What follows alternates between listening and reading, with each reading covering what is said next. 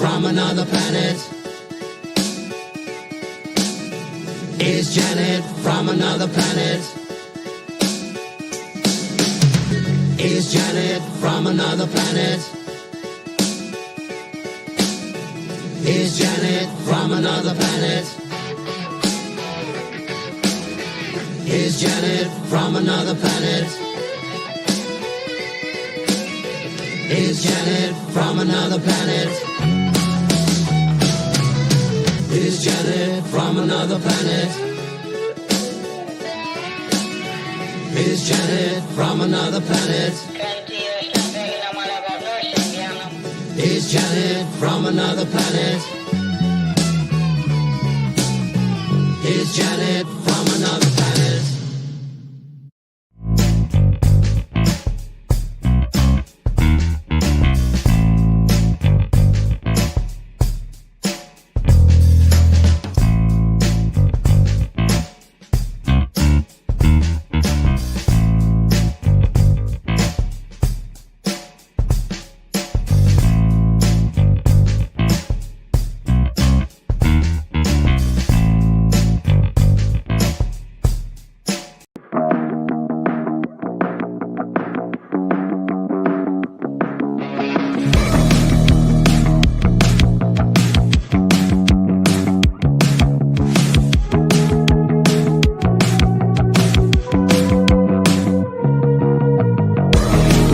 The opinions you're about to hear on this show are strictly those of the panel. The following program is rated TV MA-LSV. It contains strong language, sexual situations, and violence. It is intended only for mature audiences. I just want to say thank you. Say thank you for everything. All the blessings, the messes, whatever comes next, I know you're watching over me. And I just want to be grateful. Just grateful for all I have. I'm alive and I'm breathing. This vibe got me singing. I had to do that. It was my first stuff because I have 3 subscribers or members or whatever you call it. Oh yeah, the ones that pay. Yeah. Yeah, for the first time. So I made a little. Well, she at least it's not an OnlyFans account. Well, yeah, I said I sometimes do that. I have a little thing under my name that says my Lonely Fans account on there. Yeah. But yeah, I just wanted to. I wanted to play that. Oh, hello, Hungar. Did you see your name? I put your name on my little video I made to thank my subscribers or whatever. But I did it again. So now I get to play one of my other videos. Let's see which one I want to do. I'll do this one because I played a different one the other day. Here we go.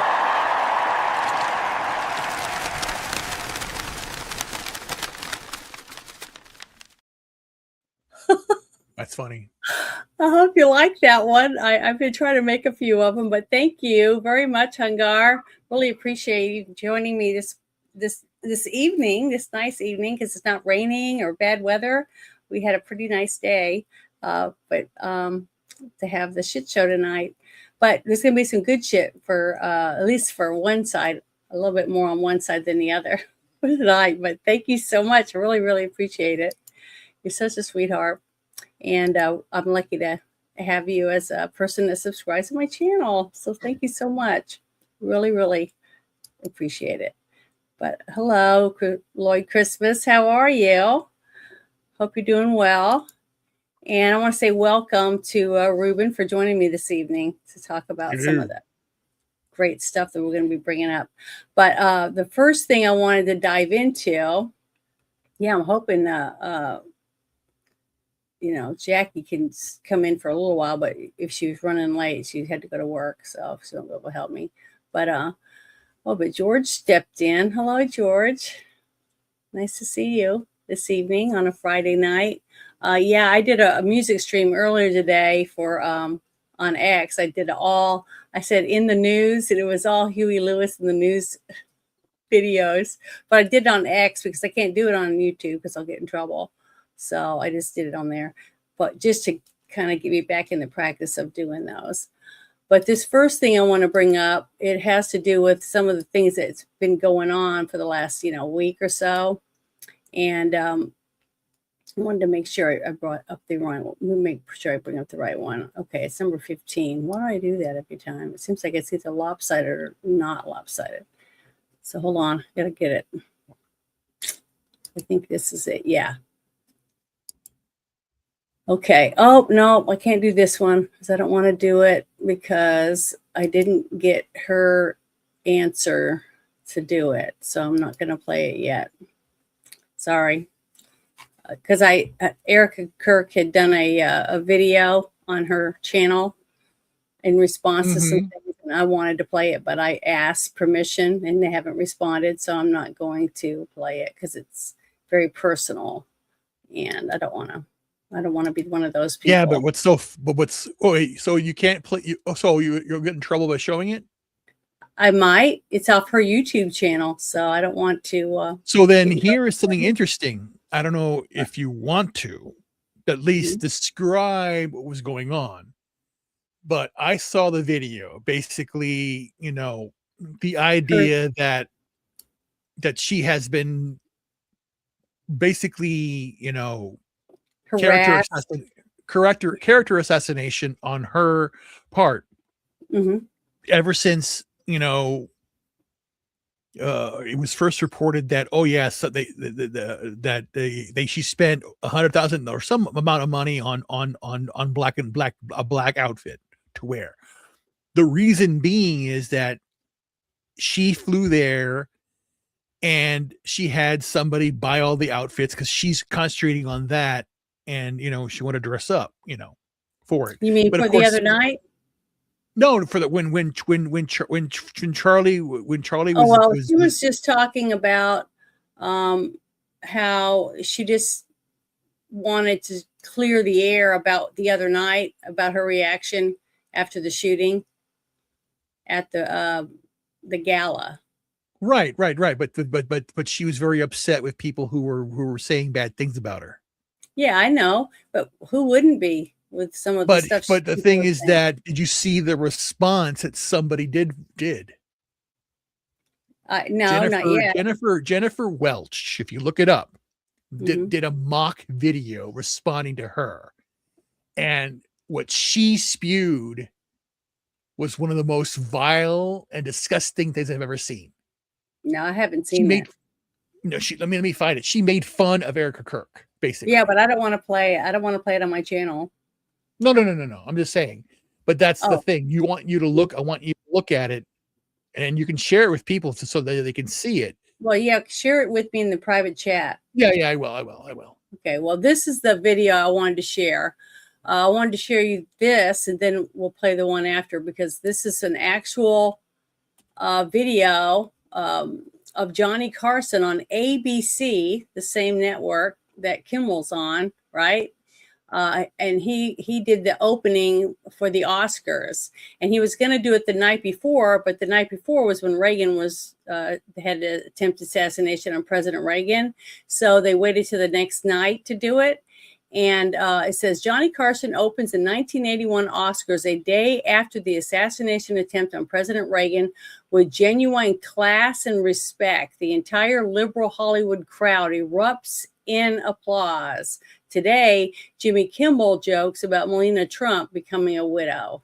Okay, it's just sickening. But I want to play this because I want you to see how much we've changed since I think this was 1981. So let me make sure it's turned up. Here we go. Thank you very much, ladies and gentlemen. I'm sure that all of you here and most of you watching tonight understand why we delayed this program for 24 hours.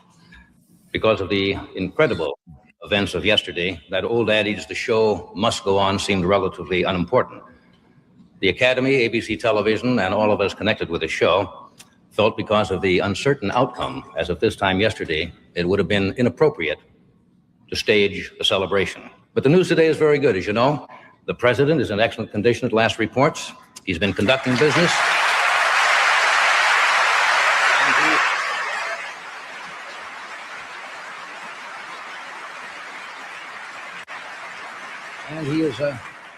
and he happens to be in very good spirits. After all, you must remember this is a man who yesterday, while he was in the hospital unable to speak, wrote on a sheet of paper, "All things considered, I'd rather be in Philadelphia." So tonight the show does go on. Now, 2 weeks ago, President Reagan videotaped an opening greeting for this occasion. We were in contact with the White House about 2 hours ago, and it was the president's express wishes that we use that introduction. And I might add that you might like to know that he also asked for a television set in his room so he could view this program tonight. I was,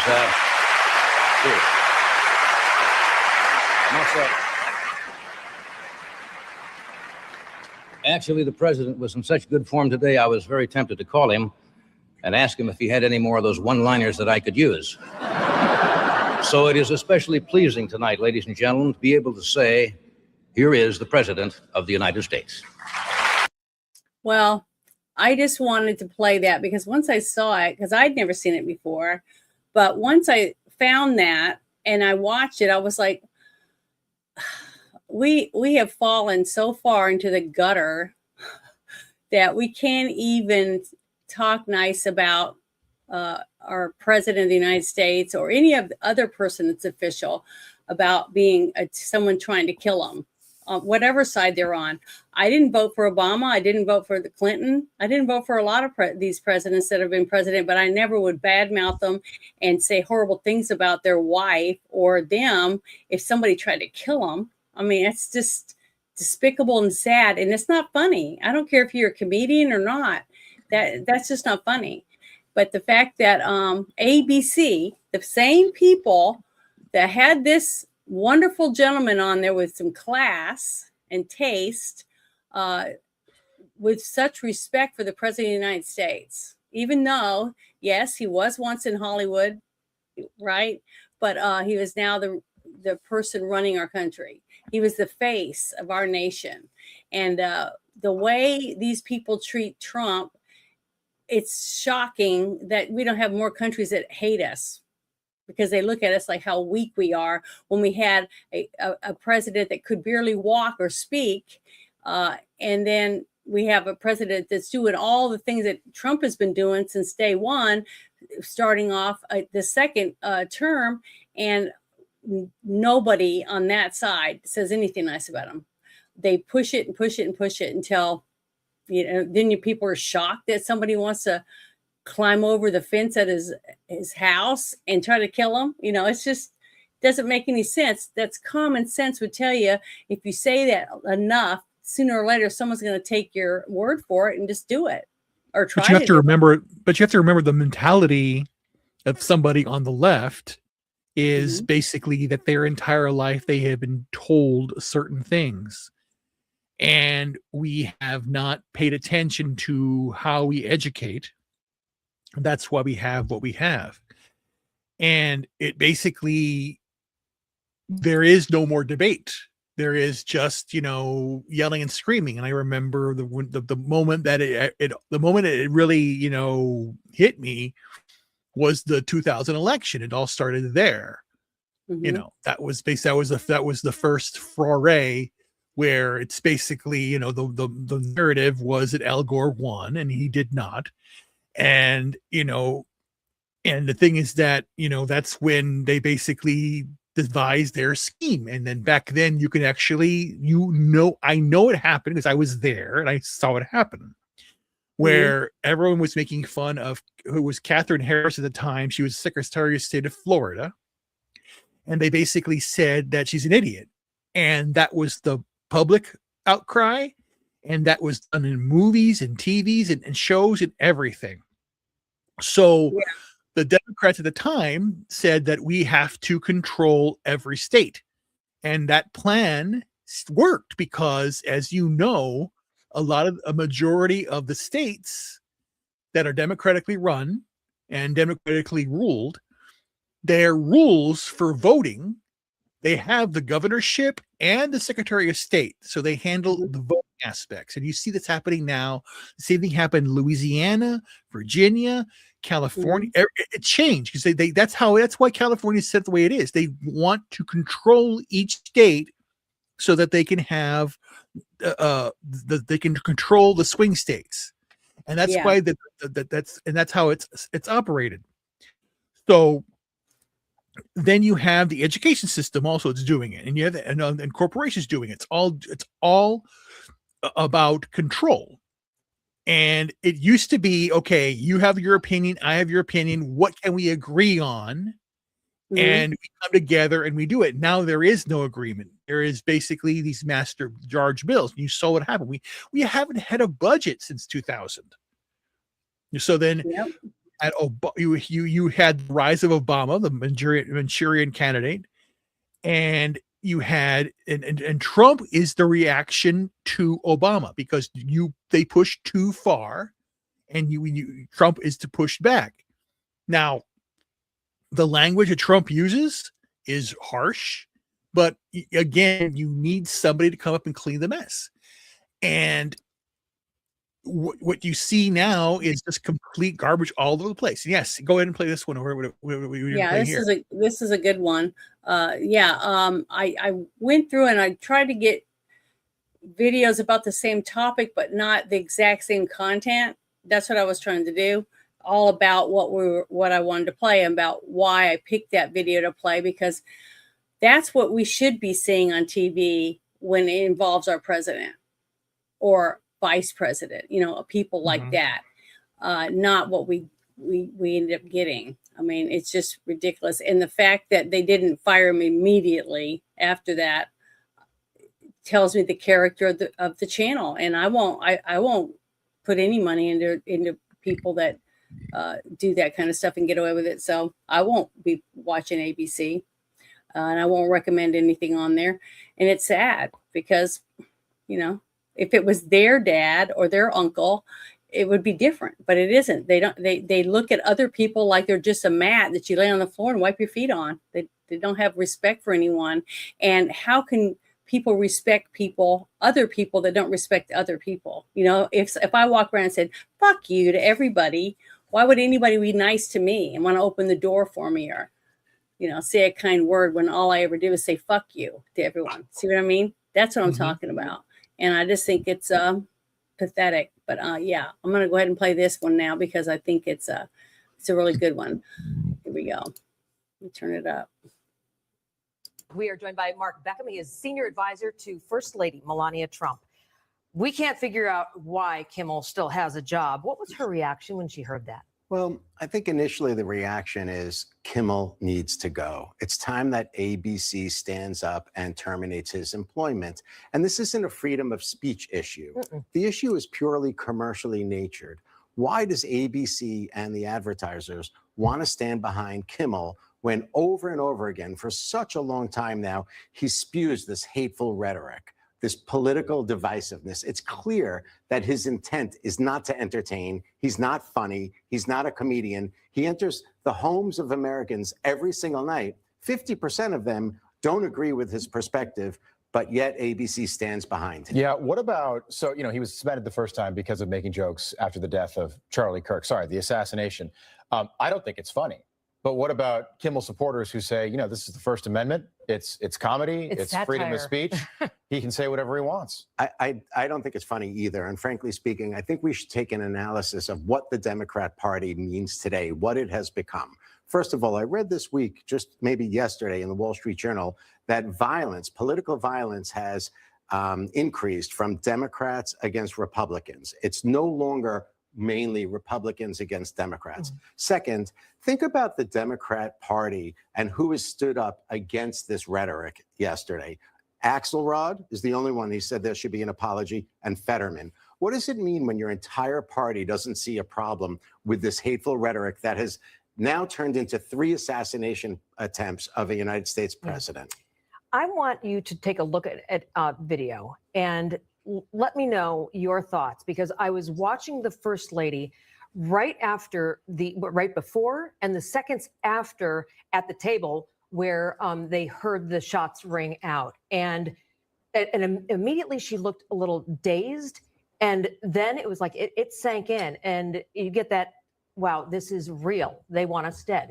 And you look at this video or this photo right here. what did she talk about at this? After this incident. Edie, I appreciate you giving the opportunity to address this. Well, first of all, our First Lady was not afraid. People think the facial expression that she was making points towards her being afraid. She was in control. She knew exactly what she had to do. She was the first to go under the table. She was telling the others, get down, get safe. She understood that, and she crawled her way to safety. What's nice about it is she understands that she loves the role of First Lady, and she understands in that role, in that position, there are now, unfortunately, inherent threats. Yeah. She understands that exists, but everyone in the room was safe, and she's really happy that everybody was healthy. Yeah, I mean, not afraid, but she doesn't want to lose her husband.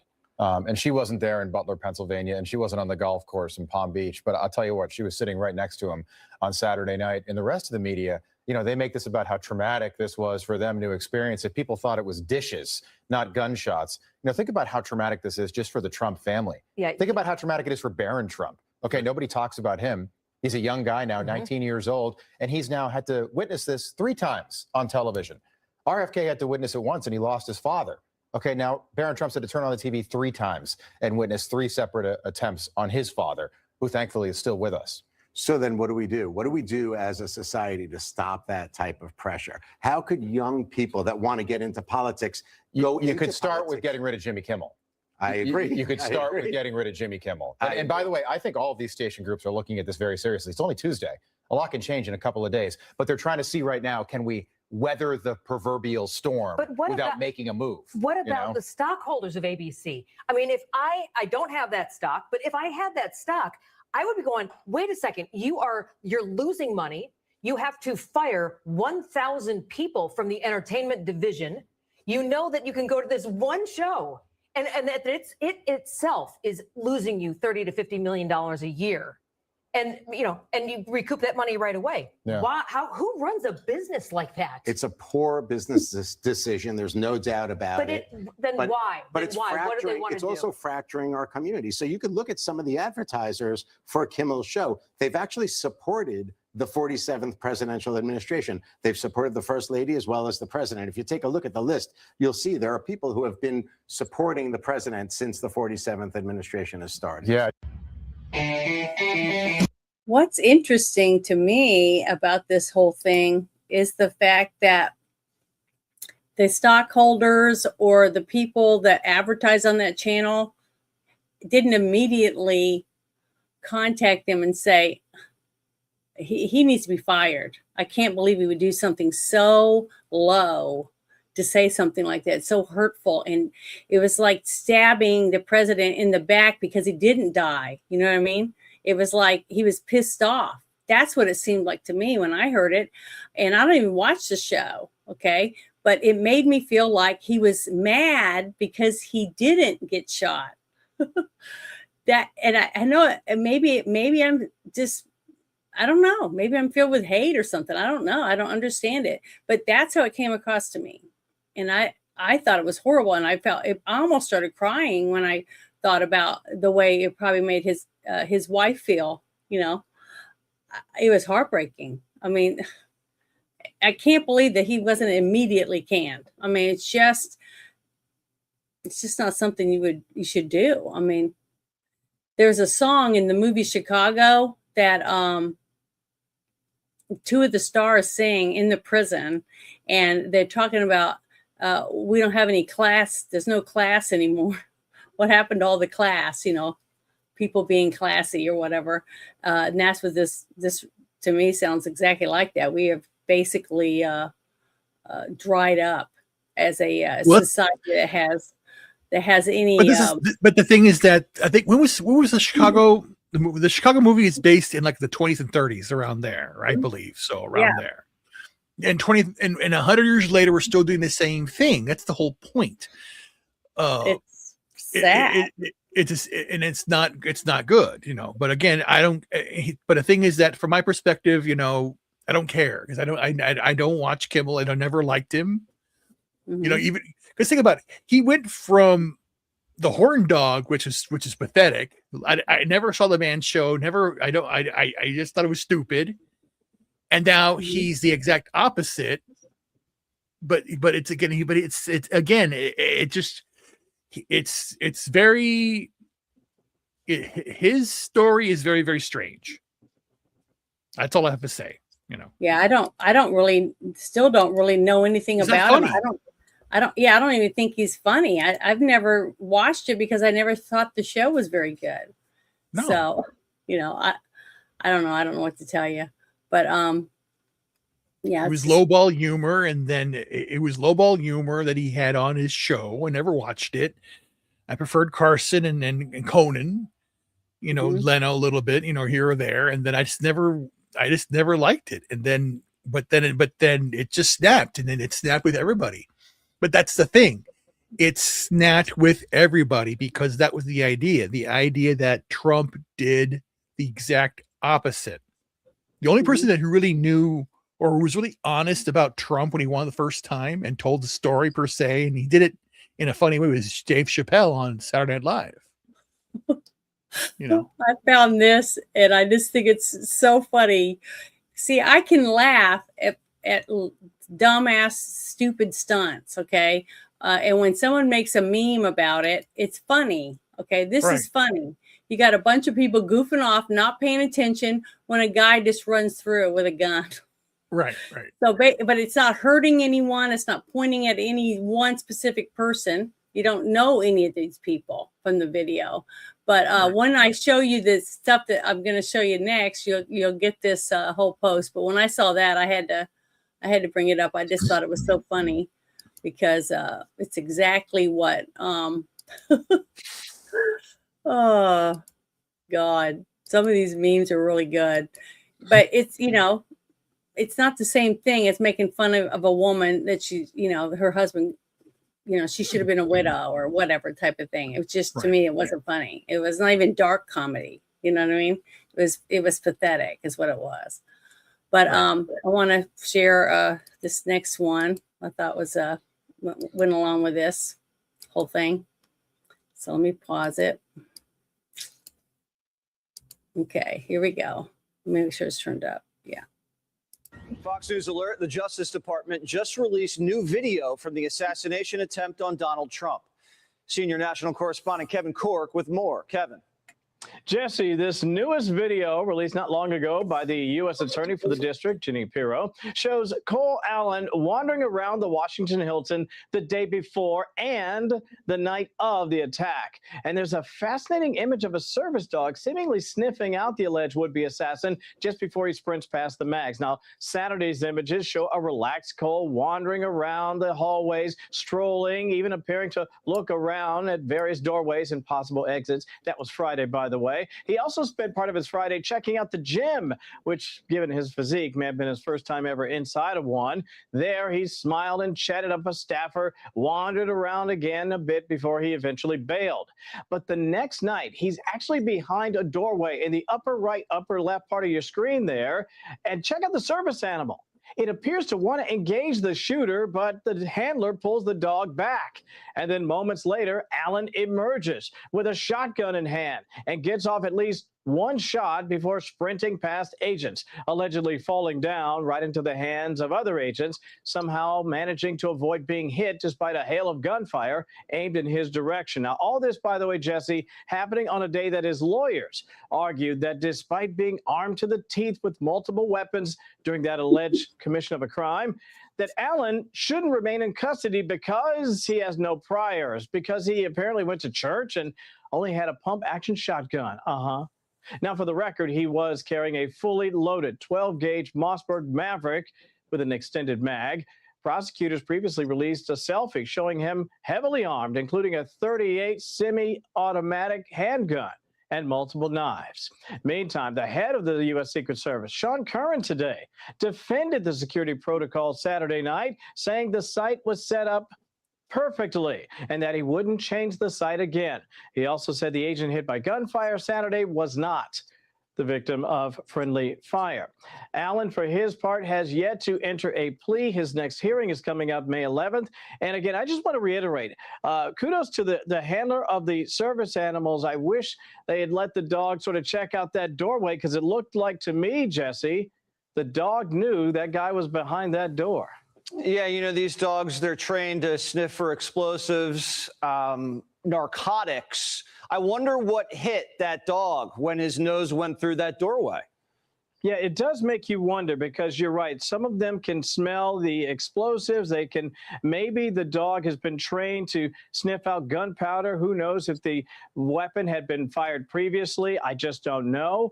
Or maybe he just smelled the scent of Alan and was like, that person shouldn't be behind that door, and wanted to simply engage whatever or whomever was behind that door. I think it's a fascinating element to this story, and one that we'll certainly follow up on. Absolutely. Jesse. Probably smelled fear. Thanks so much, Kevin. Yeah, you bet. Fox News. That is very interesting, the whole thing, the way he explained it. And he's right. If the guy with the dog would have let the dog do his job, he would have seen the man had all those weapons on him. So that guy failed. That guy failed his job. The dog didn't. The dog knew something was not right. This guy had multiple different scents on him for the 2 different weapons he had. And he could probably tell that the man was tense, or, they could tell if you have a lot of adrenaline, that type of thing. So he should have let the dog do his job. And he didn't. So, I'm not saying it's all his fault. I'm just saying he should, next time, just let the dogs go in there. That's his job, to let the dog sniff. So he would have found the guy would have been tackled before he ran down the hallway. But this fact is, he still got into the door. He still walked in. So I don't know. So I don't know. There's a lot. There's just so much about that. But we have to trust the people that we have to finish the job, you know what I mean? So that's all we can do, is just hopefully see the next thing happen, and it will be the truth will come out. We'll find out something.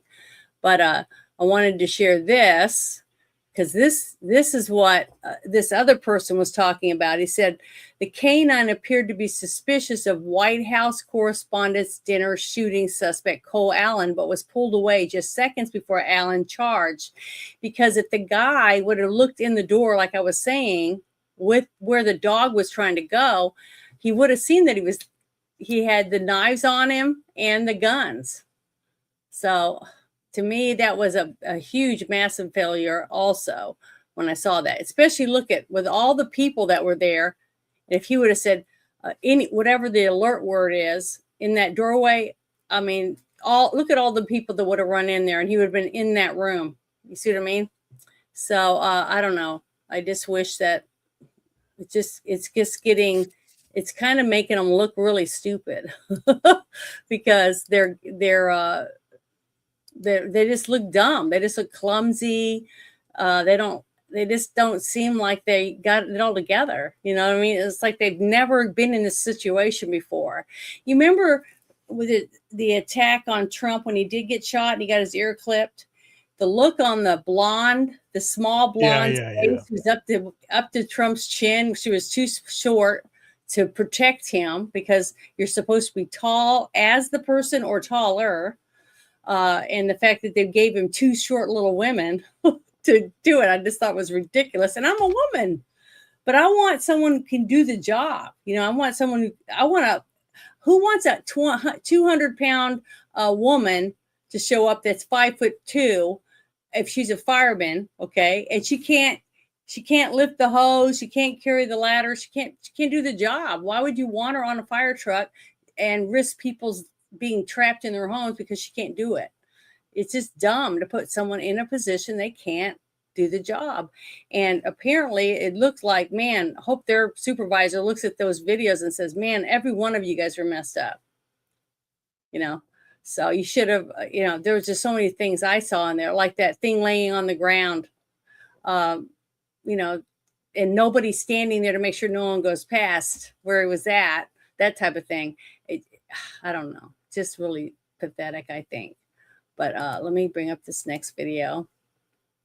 I think let me make sure. Yeah, this one's it.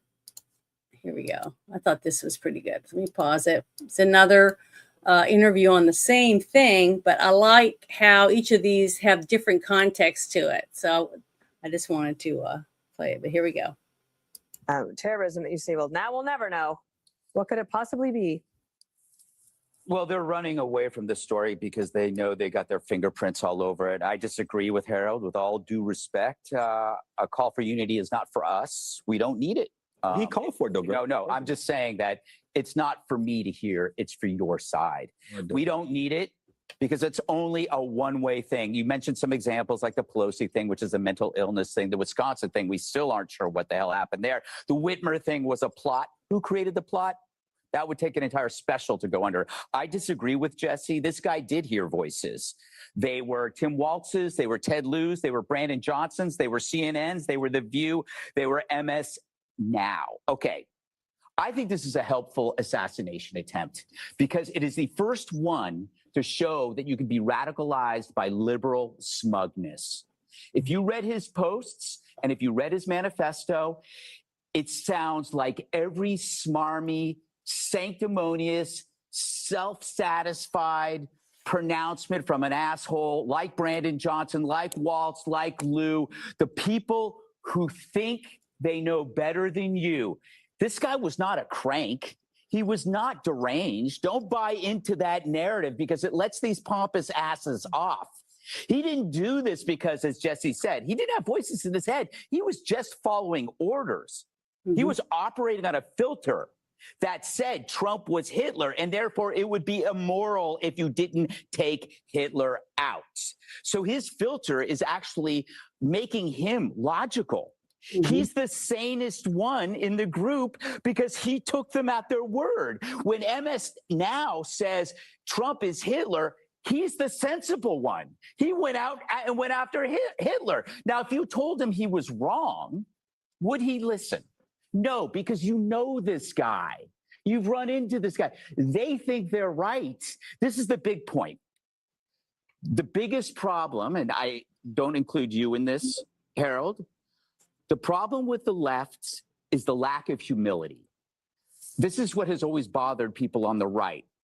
We believe in a higher power. We could be wrong. But for something for the left, they can have ideas which turn into belief, which turn into an ideology, and there's no breaks to it, i.e. a higher power that might say, you know what? You could be wrong.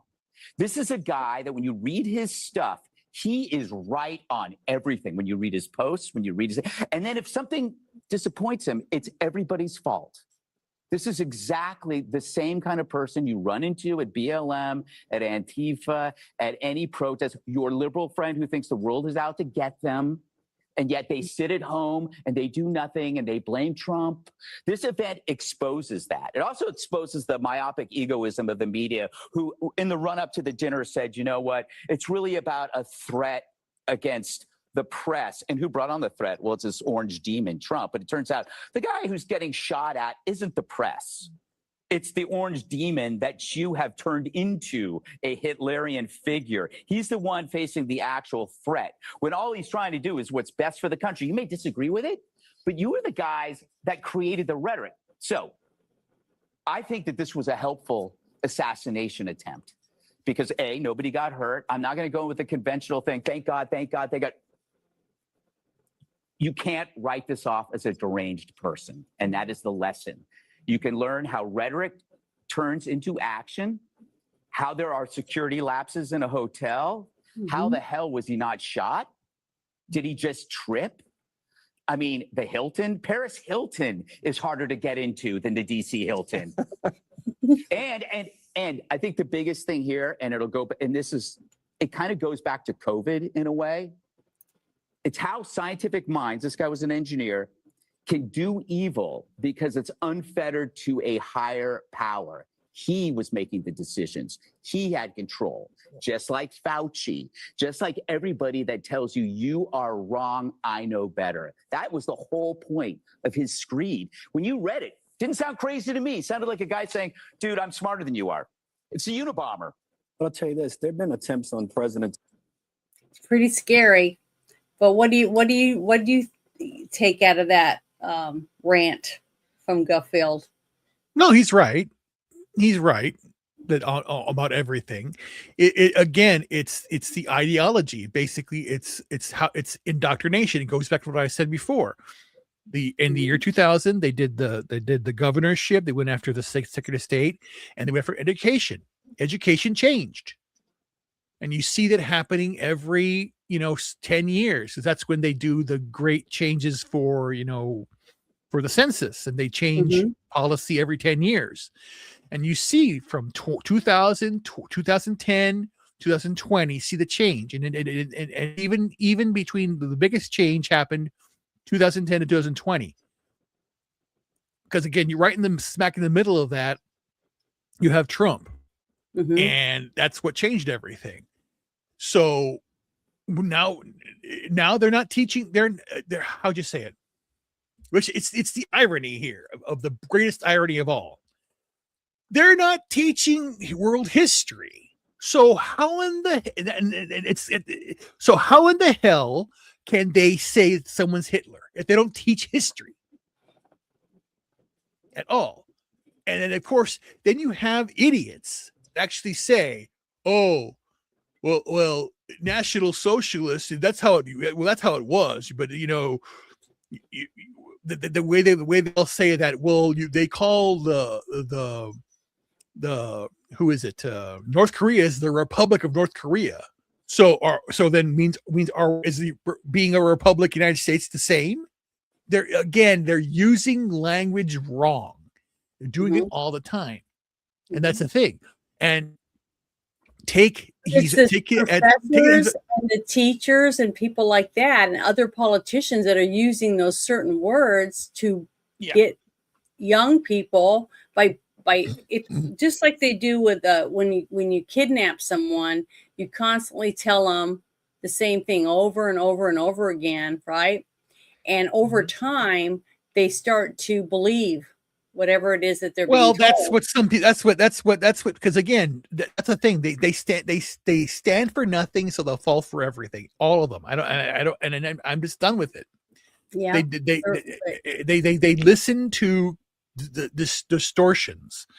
Like I didn't watch it because he is inseparable, John Oliver. But I saw some very recently. I only saw 1 minute because he's just complete garbage. He's and who else? Who's the other one?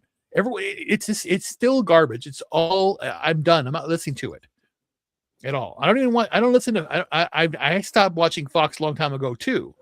I don't listen to anything. I don't hardly watch anything on the TV, but I wanted to share this because this came across my timeline, and I followed them, and I think this is great. It says the National Fraud Enforcement Division is hiring. We're seeking qualified, experienced attorneys for 3-year renewable term positions in the Fraud Division's Healthcare Fraud Strike Force, located in the Northern District of California, Arizona, and Nevada. Applications are due May 14th, 2026. Learn more about the position here. And I'm going to share this link so that anyone out there that's a young lawyer, older lawyer, any lawyer that's interested in maybe applying for a job to help stop fraud in the medical industry, I think you should go for it. What's it going to hurt? We have a lot of bad shit going down. So wanted to share that. I think it's great. I've shared the ICE ones too, people, they're hiring ICE, ICE agents. So I wanted to share that with everyone because, that's how we stop the fraud. If you think there's this, that, and the other going on and everyone's involved, then why don't you get a job doing that? And then you can point the finger at whoever, just like what Elon tried to do with the whole Doge setup. He was trying to prove a point that if we could get rid of all the corruption, that we wouldn't even have to pay taxes. Because, with the whole tariff thing, if we do that, we won't need to pay taxes, especially if the money is going to where it's supposed to go, where it's allotted, where Congress votes to send it. That's the only place it should go. It shouldn't go to everybody and their brother and then bounce back off of that and come back to their bank accounts, which is what we're seeing more and more and more of, because that's a few of the things that I'm going to bring up are those different things that are going on, is people being arrested for fraud. And that's a start, but it's sick, and we got to start stopping these people that are able to get away with so much of that type of stuff. But this next thing I thought was pretty good too. It's some good news. That's kind of funny. I'm doing the same thing. So here we go. Let me pause it so you can turn it on. It says the United States has completed its withdrawal from WHO. So I'm happy about that. So here we go. Hi, I'm Robert F. Kennedy Jr., your HHS Secretary. On Thursday, the United States formally withdrew from the World Health Organization. We made this decision to reclaim our independence, to protect American sovereignty, and to free our public health policy from a system that no longer serves the American people. The World Health Organization has lost its way. It's drifted far from its founding mission, and it's become mired in bureaucracy, in conflicts of interest, and in international power politics. During the COVID pandemic, those failures weren't just abstract, they were deadly. The world watched as transparency collapsed, accountability disappeared, and ordinary citizens paid the price. That hasn't changed, and it isn't improving. President Trump recognized the problems with WHO immediately. In fact, one of his very first executive orders of his second term began the formal process of withdrawing the United States from the World Health Organization.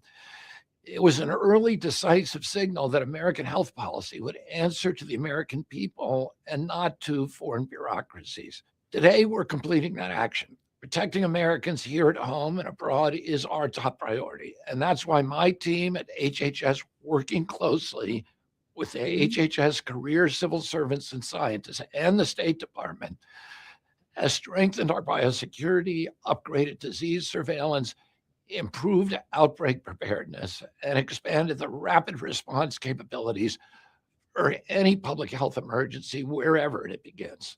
We don't need outside institutions to do that. Going forward, U.S. engagement with the WHO will be limited solely to completing our withdrawal and safeguarding the health and safety of the American people. All U.S. funding has ended. All government U.S. personnel have stopped working there.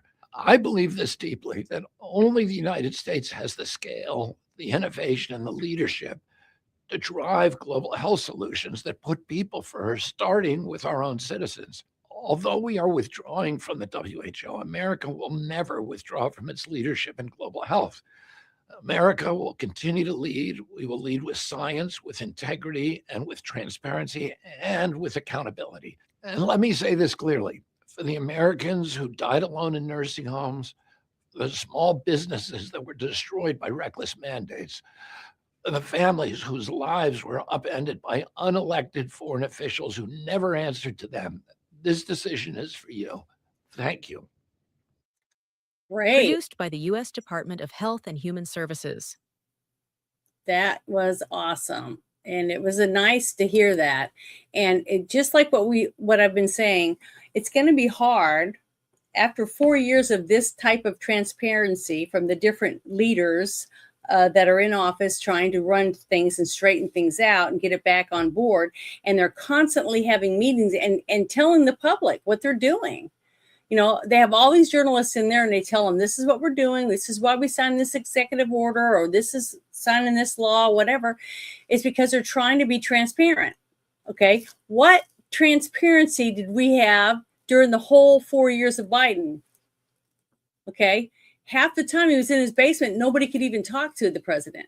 This president's been out there talking about every single thing he's working on and who he wants to work on it. That type of stuff. And then we have the employees coming out saying, we're doing this is what we're doing, we're doing that, we're arresting this, blah, blah, blah. We busted a group of people that are stealing cars. We're getting rid of narco terrorists. We're saving kids from trafficking. I mean, they're constantly letting us know. So how are we going to go back in 4 years when the Republicans lose and we go back to being Democrats? is everybody ready for the door to be shut and put the cardboard up on the windows where you don't know what's going on anymore? Is that what you guys want? So we've got to start standing up for what we see and what we know is wrong, just like what Gutfield just did. Is he voiced his opinion, and he took a risk to be able to come out and say that in public as someone that's in the entertainment industry. Because I mean, when I said no to the jab and I said no to the masks, they got rid of me. You know, they wouldn't hire me for any jobs or anything because I was unfit, because I won't conform, you know. So I just left, and I did a few independent things here, and that's what I do. But I took a hit, just like millions of people in the United States that had to move and look for new jobs because they weren't going to be conformed into being forced to do something against their will. And it's sad that we had a government that would do that in the United States of America. I mean, who would believe that would ever happen? I never thought I'd see anything like it in my lifetime, but guess what? It happened. So, and hopefully more and more of this stuff comes out, we'll start seeing accountability. Is there anything you want to say about this little ad I played? Well, I want to know what is if we withdrew, what is different. I have to do research, so I'll have to do that because well, at least now you know that we did withdraw, so now you can look into it. But we're not sending any more money to the World Health Organization at all. Not any more money, which is fine with me. We can do our own testing and our own stuff here, just like you said. But that doesn't mean we're not going to help others if they ask for, hey, how'd you guys do that? How'd you guys do this? We're going to still be very verbal about the things that we're doing. And that's how you can help people, by being open and trying to share what your knowledge is. And, you know, if they don't like it, too bad. I'm tired of paying everybody's bills. You know, we're trying to straighten out our own mess, and we don't need to have all this money going to other countries when they don't even want us there. They just want our money. That's all they want. They could care less about us. But I just wanted to share that because I was excited about when I saw it. So let me see what this next one is here. Give me 1 second. For some reason, it's not showing me what it is anymore. It's just a blank screen, which is really weird. Here we go. It's just a little blue screen. I can't see anything. Okay, this is Senator Ron Johnson. I've played quite a few of these types of interviews that he does when they're trying to get to the bottom of things to decide on, you know, voting this way or that way. And he's been zeroing in on the whole COVID stuff, which is good because we need to get it. But I wanted you to listen to this little back and forth on this. Listen. A memo that is apparently from CBER Director Dr. Prasad in December 2015, where apparently within FDA you're reviewing, I think it was 96 autopsies of child death following the COVID mRNA injection. In that memo, Dr. Prasad writes, "This is a profound revelation. For the first time, the U.S. FDA will acknowledge that COVID-19 vaccines killed American children. Healthy young children who faced tremendously low risk of death were coerced at the behest of the Biden administration via school and work mandates to receive a vaccine that could result in death. In many cases, such mandates were harmful. It is difficult to read cases where kids 7 to 16 may be dead as a result of COVID vaccines. Putting these facts together, it is horrifying to consider the U.S. vaccine regulation, including our actions, may have harmed more children than we saved. This requires humility and introspection. It requires oversight." And so I wrote a letter to you and your agency back on December 15th. Of the 10 responses, I got 3 out of 10. No responses, no response in terms of the documents I requested. So I'm asking you, please, will you commit to responding fully to my December oversight letter? You have my 100% commitment. Okay, so there you go. That's what he's got to do. Is Robert Kennedy Jr. has got to make sure he gets the information he's asked for, and he said he would, because he's asked. You know, he's been asking for a while before he was even in this position. So we got a lot. See, people don't realize we're in deep, deep shit. I mean, we got so much shit that they're shoveling shit on a daily basis to try to get to the truth. And then when they find the pieces, they're trying to put it all together and dig through all the shit. There's just tons of shit there that they have to get rid of. What's going to happen, right? What? They're going to, the whole election. Well, if the Democrats are smart, and they're not that smart, they're going to, if they get into control, they're going to try and basically blame Trump for this whole problem too. Yeah, because but that's why it's important that we play this stuff, because Fauci and all them lied to him. They told him all kinds of stuff but he said the one thing that Biden didn't. He said it should be up to the people whether they want to take it or not. Once they see what it is, if they ask questions, they should, be able to make that decision. But Fauci and them didn't do it that way. They wanted to force people into it. And if Hillary was president, I would have been put in a camp, and I would have been forced to get the jab, or I'd be living in a camp right now. That's what I really do believe that. I would never force anyone to go in a camp because they didn't get a vaccine. And I never got COVID. See, I was talking about this the other night. I'm lucky. I had a doctor, my allergy doctor, he just said, I don't think you should get the jab. And I was like, what do you mean? He goes, well, I don't recommend that you get the COVID vaccine. And I said, well, why not? And he said, well, I don't know what's in it. And he goes, so he told me and explained to me there was no ingredients listed on there. So he couldn't willingly give it to me, knowing I'm allergic to so many things. So basically he's the reason I didn't take the shot. And I'm thankful every day for a doctor who actually cared about his patients, that he recommended that we didn't do it. And then he also told me later to not be around people that were recently vaccinated for 6 to 9 weeks, because they shed on you. Like I showed you the dog and cats getting that vaccine. Yeah, that's the whole thing. But that's the thing. The oversight there is not good. And they don't care. That's the whole thing. And that's the one thing that it doesn't puzzle me. It's just people are not, the system is built so that it confuses you all the time. The bureaucracy is too much.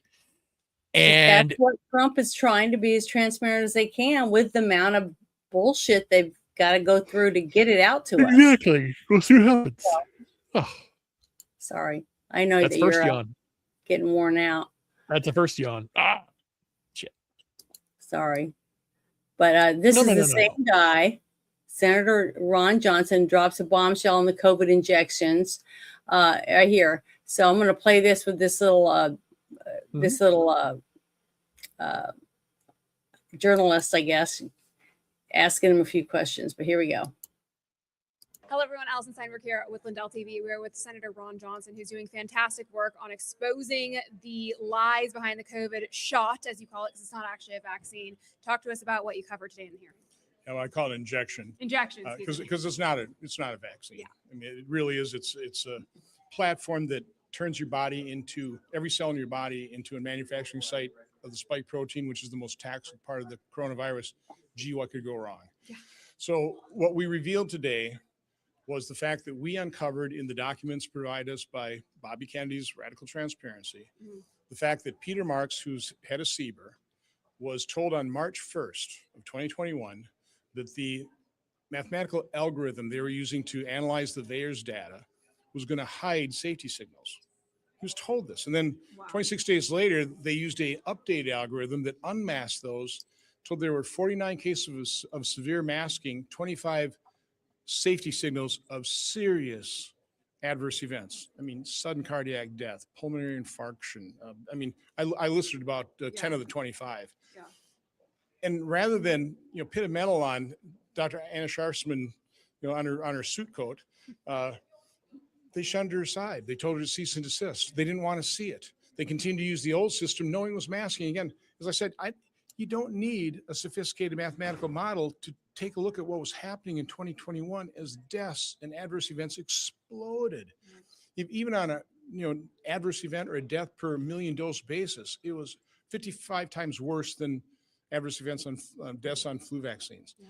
So again, you didn't need a sophisticated model to show you that. And yet they hid behind that sophisticated mathematical model and continued to claim, as we showed Peter Marks talking to the vaccine and the injection injured, till December 22nd, we're just not seeing a safety signal, even though they were treating those very same individuals, promising them that they would make it public, make the studies public, so the other vaccine injured, injection injured would be treated. They never admitted it. They never released that study. They never helped anybody other than those original people they treated at the NIH. And again, they were successfully treating them, not total cures, but it was helping them. Yeah. I mean, it's absolutely infuriating and truly criminal, I think. Why do you think this was covered up? I mean, what's your best guess? I said at the tail end of the hearings, if you're there and you've approved these things, you want to be responsible for approving a drug that's killing people. Right. When you push them on the public, when you did videos, say, get that jab, and then later on find out, what I was recommending to people, what I was pushing on people, killed them or permanently disabled them. Nobody wants to admit that. Doctors don't want to admit that. Federal health officials don't want to admit that. Media figures don't want to admit that. Yeah. Members of Congress don't want to admit that. So we are in a massive state of denial here. And it's hard to bust through because nobody wants to admit they're wrong here. Yeah, it's amazing to hear so many stories and stories of vaccine injured people who are just, their stories are swept under the rug and covered up, and no one wants to talk about it anymore because it's old news. But there has to be accountability. Are we ever going to see full accountability? We know that there was just a criminal referral for a top Fauci advisor. I mean, I think Fauci's next in line here. What do you think? Well, unfortunately, Joe Biden pardoned him. Yeah. So legally, he's out of the woods. But no, really? We need to expose what he did. Yeah. Bobby Kennedy did a great job, and the real Anthony Fauci really showing what an awful human being Fauci is. Yeah.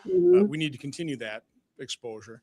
But no, we've got similar statements to Dr. David Morins in our report of other CDC officials saying, let's talk about this offline. I mean, paraphrasing here, let's not put these things in an email. Yeah. So they stopped providing their analysis between FDA and CDC because there were FOIA requests. One of those was from me. So no, we've got a real problem inside these agencies. They understand FOIA. They know when they're kind of skirting, when they're doing something, contrary to the public good. Yeah. So they hide it. So we are very fortunate that Bobby Kennedy they had to force him to give us these documents, and that enough of them exist to at least start painting the picture. Do you think perhaps, an essential next step would be to invalidate the auto pen pardon for Fauci so that he can be prosecuted? I'm not a lawyer, so I don't know what kind of legal maneuvering, but accountability starts with exposure. Yeah. That's the first thing. Fauci wants a legacy of, the guy who ended the pandemic. That should not be his legacy. Yeah. And then you said your next hearing is going to likely include victims of the COVID injection, vaccine injured people. Well, yeah, I mean, kind of late breaking is where I found out we had these, recordings of their Zoom meetings with Peter Marks. And so we had this treasure trove, and we just had a fraction of them. Yeah. The number of times he was saying, we don't see a safety signal. I mean, think of that. He knew full well. Yeah. He is talking to people that are severely, you have to read Dree Bresson's book, Worth a Shot. I mean, you hear the agony she went through for years. She looks pretty in that video, but I mean, she had agonizing disabilities. Read it.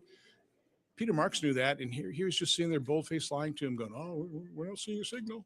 We're gonna publish a study. We're gonna let the American public know, but just don't say anything about it now. It's really sick and craven. It is very sick. Well, we're so grateful for all the work that you continue to do to expose the tyranny and the corruption. Thank you so much, Senator. We appreciate you. Well, one thing I want to say about that is that many times since I started doing all this, I've played tons of videos of people who were hurt by it after they took it. They started having health problems and things like that. But every time I'd bring it up, I would get I'd get a warning or a strike against my channel because I was talking about medical misinformation and blah, blah, blah. Even when I played the Surgeon General of Florida's interview from Tucker Carlson, I got my channel taken down for 2 weeks because of that. And I had to take class or whatever to teach me not, had to take a test or whatever on here, not to say certain things or do things or whatever. And it wasn't a copyright strike. But what was sad is there was no people. I couldn't talk to a real person and tell them, well, it's up on Tucker's channel, the exact same thing that you said I had to my channel taken down for. An interview with a real Surgeon General of Florida, and that was medical misinformation. So I don't understand that, because I take little videos like this one that try to put as much information about what the topic I'm talking about as I can, and play it for other people because they probably hadn't heard about it yet. But I'm just a teeny tiny channel. I don't have a lot of people that are actually listening to me.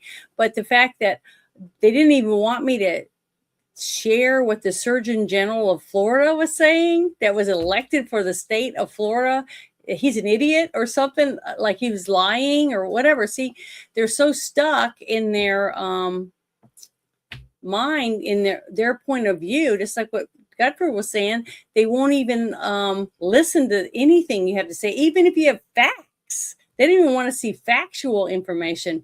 They just don't want to hear it. They don't want to see it or hear it. It's their way or the highway, basically. So don't ever expect, if you're going to do something like this, that you're ever going to make a living doing it. You better do it like I do for my social. This is my social life. This is what I do. I don't go anywhere or do nothing. I just stay home and do this. This is it. This is my life. So, and I do it because I think it's important. I think it's important that people try to use common sense that every person has. If you put your finger in there and it's hot, you're going to get burnt. If you put your finger in there and it's cold, it's going to freeze. It's that easy. I feel it's either heavy or it's not heavy. It's this way or that way. I mean, it's simple, but people make it so complicated because they don't want to see facts, actual facts to prove a point. That's why I played the whole thing about the ship they found, when they think it is Noah's Ark, and they're finding all the scientific proof, the time and where it's at and everything. It matches stuff in the Bible. Well, that's not real, but it's facts. These are scientists that are saying it, not biblical scholars. So I don't know. It's just funny. And I played it because, when it's facts come out, just like they did with the Shroud of Turin, how old it was, what the chemicals were on it, and all the different stuff, that there wasn't paint on it. There's no chemicals. It's made from supposedly the oozing of blood, separated blood after someone dies, stuff like that. It's science. Okay. And science will back you sooner or later if you get the right people that know the knowledge of this particular science that you want to share. So I don't know. It's just very, very annoying sometimes when people are they put their hand up. No, don't tell me nothing. They don't want to know anything more. They're happy to wallow around in the life that they have, not knowing, because they're happier. Are you feeling bad now? You ready to leave? No, not yet. I'm just okay. Just still figuring it out. But I'm going to bring up one more thing. It has to do with this, because this is I think it's that one, number 10. Yeah, I think it's this one. One more thing I wanted to bring up. I for some reason, I didn't have it up here. I had to go get it during the other interview. But a former senior advisor to Anthony Fauci has been indicted for his role in the COVID-19 cover-up. This guy might throw away Anthony Fauci under the bus. So we'll see.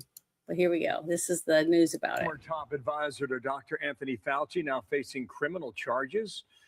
This over an alleged cover-up involving research into the origins of COVID. Rich Edson on this story. Intriguing, Rich. What you find out there in Washington? Now, it is, Bill. The Justice Department has charged David Morins, a doctor, with conspiracy, claiming he concealed federal records to counter evidence that COVID-19 may have leaked from a lab in China, all to help restore a controversial coronavirus grant. Morins, a former aide to Dr. Anthony Fauci, testified before the House's COVID Select Subcommittee nearly 2 years ago about emails he'd sent in February 2021, claiming that he'd learned to make emails disappear after he received Freedom of Information Act requests. Ever delete or attempt to delete a federal record? No, but let me explain why. When I came there in 1998, we were instructed to delete emails and or to move them into PST files frequently because they jammed the computer. The Justice Department says Morin's used his personal Gmail account to exchange non-public information. The indictment also claims an unnamed co-conspirator gave Morin's wine for his, quote, behind-the-scenes shenanigans, then suggested he could push scientific commentary in a prominent medical journal advocating that COVID-19 had natural origins. That's a competing claim with the lab leak theory. The indictment says the co-conspirator could also provide meals at top restaurants in Paris, New York, and Washington, D.C. In April 2020, the NIH terminated that back coronavirus grant awarded to EcoHealth Alliance, who then contracted the Wuhan Institute of Virology to conduct that research in China. From the start of the pandemic, its president, Peter Daszak, worked to discredit any theory that COVID-19 had leaked from that lab. Okay. All right. Thank you, Rich. More to come. See, they were trying to cover their ass because way back when I first started paying, this is when I first started paying attention to all of this, the whole thing with COVID, was when when Russia went into Ukraine and they went over the border. And I said, oh my gosh, they were saying, oh, they're invading them. They're killing everyone. They're blowing everyone up. They're burning the cities. And I was like, what? So I started looking into it and asking a bunch of people I knew that were from Russia, because I had lots of friends from all around. And they were like, they're going to this area, that area, and this other area. There was like 3 or 4 different spots. And then they were saying, well, they've surrounded the nuclear plant was one of them, I guess, to protect it from retaliation from being destroyed or whatever. And then they went to the laboratories and they went and took a bunch of stuff out and burned a bunch of stuff. So from what I could tell, it looked like they were worried that whatever was going on in these labs was going to infect them or make them sick or whatever. And so that's when I first started paying attention to it. Then we started sending all this money over there. And then after seeing that interview with Biden, when he's sitting there saying, yeah, I told him that, he ain't getting no money from us unless he fires that prosecutor that was looking for a son. Remember that whole interview? So I started going, yeah, this whole thing with Ukraine is fraud, big time fraud or something. That's how I was thinking in my mind. So I just kept watching and trying to gather as much information as I could, because I think that all of this is intertwined. They do this or that, and then they pay people off, and the money always leaves a trail. So we just have to be patient and let them, because it is so much. I mean, you got to think about it. Half the country's crooked, well, I mean, half the country's politicians and stuff that are in government in every state, we've got so many of them. So it's really deep. I mean, it's going to take a while for them to get up. But right now we're starting to see the bubblings of actual stuff coming out, and we got somebody arrested now. So Comey's the top, and I said that, what was it, last year when we were talking about who the first person would be to be arrested, and I said I think it'd be Comey, because he was the one that had Trump's back, was that he was supposedly a Republican, right? And he was stabbing him in the back the whole time because he was on the dole from whoever was paying him to say this, that, and the other, because he hated Trump and he wanted to see him out, because Trump was going to ruin his, his cash cow and everyone else's cash cow going through Ukraine, because the people are going to go to work and pay their bills. That's what the people do. And they were spending it on everything except for the people that we needed it. The Americans, the veterans, the homeless, all the stuff that we thought it was going to. But oh well, that's just the way it is. But I just wanted to share that one because it goes with the other COVID stuff that I was trying to play. Do you want to add anything about that? Well, I want to know. I want to know more about it. I want to know more when it comes out, because again, it can bite Trump in the butt. It's all about the narrative, how they'll push it. Well, I don't know. I really think that the group of people that Trump has put in place in all the different areas, all working together and trying to keep all the stuff. And at the very end, I got that interview with what's his name again? Hold on. I always forget his name. Dan Bongino. It's his interview. Have you seen that yet? After he got out, about how he's like, there's so much shit. I mean, he was just shocked. Right. I saw some of it. Yeah.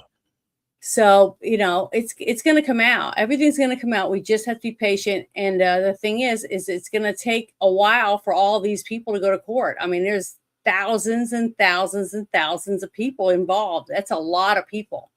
People from every single state are going to be arrested for fraud, embezzlement, you know, whatever else they can get them arrested for. But let me post a couple of these things real quick. Yeah, I know he said that, but that's not how most people took it, especially that same evening or whatever, or the next night. So let's go through this real quick. Sorry, I'm trying to get better at making sure I post everything because I miss a lot of stuff in the chat. Because normally when I'm not doing the show, I never see the chat because I can't, you know, type on it and stuff like that on the program. It just won't let you unless you're the person running it. So that's why I want to make sure I do this. But yeah, I saw that. It's really sad the way that they, you know, talked about our president, because the Hardwick, I had started the show with the 1981 Oscars, and it was on ABC, and the response after Ronald Reagan was almost assassinated the night before from ABC was like not the same as what we're getting today. And that was in 1981. So we've gone way downhill since then when it comes to the respect of our government and how we talk about them on television, where other countries can see it and stuff. I just think it's really, that was a really good Johnny Carson video. So, but I just wanted to tell him that because I didn't know he saw it at the beginning. But let's see, this next thing I wanted to bring up is lots of people trying to do what we put them there for. And it's just not easy when you have people that don't want to do the job that we put them in there for, because they lied to us to say that they were going to do something, and then they didn't do any of it. But here it's these this is here. These are people from that had just trying to vote. We're actually passing good legislation, and the Save America Act is a perfect example of it. Where the hell's the Senate? I mean, again, the greatest deliberative body in the world. When are they deliberating? That's what I want to know, because the House is doing its job. So you guys want to, try to stir things up over here. We're getting the stuff done. Yeah, it's hard work, but it's a 2 or 3 seat majority, and we're all working hard to do it. And yeah, sometimes it gets a little tense, but we're still getting stuff done, and we're sending over to the Senate. So we look forward to them doing their job. So basically, they're saying that the Senate is the one that's holding up the SAVE Act. That they've all passed it from his end. They keep sending it to the Senate, and they won't do it. We have too many rhinos. We have got so many rhinos in there, and I wish people had to. I wish there was a better way of getting a person to be able to run under the R or the L or whichever, the D, whatever one, or whoever, and having to prove that that's who they are or that's what they want. You know what I mean? But again, this goes back to 2000 again, because that's when basically that's when everything broke, because these bills are so massive, so confusing, so bogged down that that's why things take so long to go through, and then they're not. Again, here's the thing. The Republicans have a problem. The Democrats have a problem, but the Republicans have a bigger problem, because again, when you say rhino, it doesn't mean anything anymore, because it's the uniparty. It's basically they don't care about people in general. Yeah, it's the uniparty thing. When I'm telling you, you understand what I mean when I say rhino. Someone else may think all of them are the same, but they're not. You just saw people talking to the press saying, we have done this, we have pushed this, we passed this and sent it to the Senate. We're doing it. We want the SAFE Act passed. So those people are doing their job, but nobody knows they've done their But job. see how many that were there? It's only a handful of people. I know, but just because they're not there, he said they passed it and they sent it to the Senate.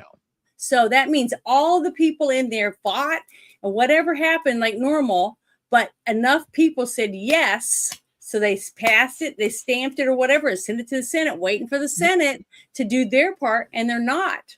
Yeah, but the thing is that they're sitting on their ass.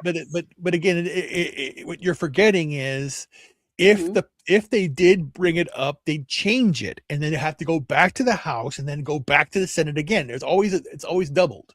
Yeah, I know. So I know that part of it. But what I'm trying to say is it's nice to finally see someone on the news showing why it's just sitting there and nothing's happening. It's something did happen, but it's not this part of the government that messed it up. We're waiting on these people and they're just sitting on their ass, taking vacations or whatever. Right. And we need actual news people that go there and tell everybody every day, hey, how come you haven't done this? How come you haven't done that? Why aren't you doing this? Instead of doing nothing. They don't want to report anything.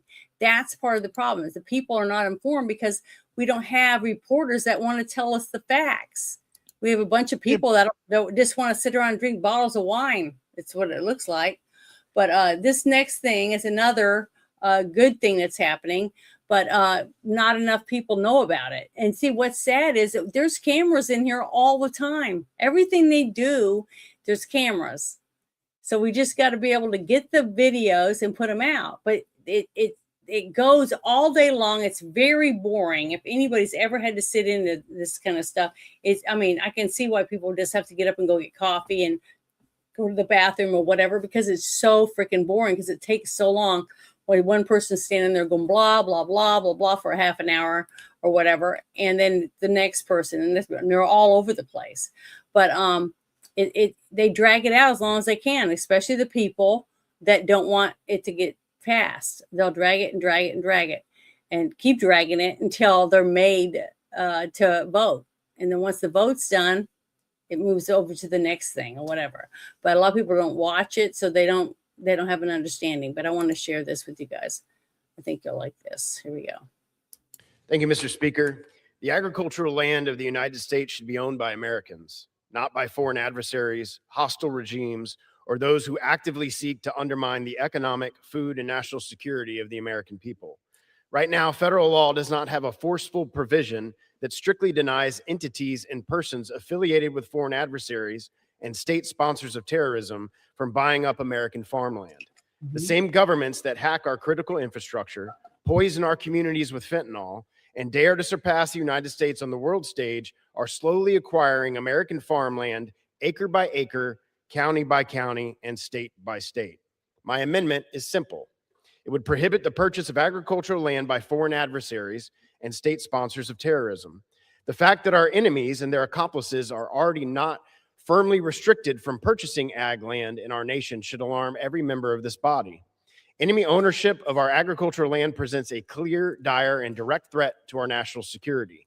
Much of our farmland surrounds our nation's most sensitive critical infrastructure assets and military installations, and such proximity can afford our enemies the ability to surveil our troops and disrupt critical supply chains that support military readiness, our energy grid, and keep our economy flourishing.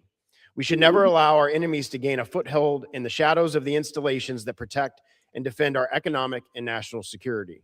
Our agricultural land is perhaps one of our nation's greatest strategic assets. It's the land that sustains American families, insulates our military installations, and serves as the backbone of the American economy. Why should we ever give our enemies a single inch of the very land that sustains our country? My amendment draws a hard line, which should have existed all along. Our enemies don't get to own Americans' agricultural land. I urge my colleagues to support the American people's sovereign right to our farmland by voting for my amendment. I reserve the remainder of my time. I hope that this goes through. I think it's important.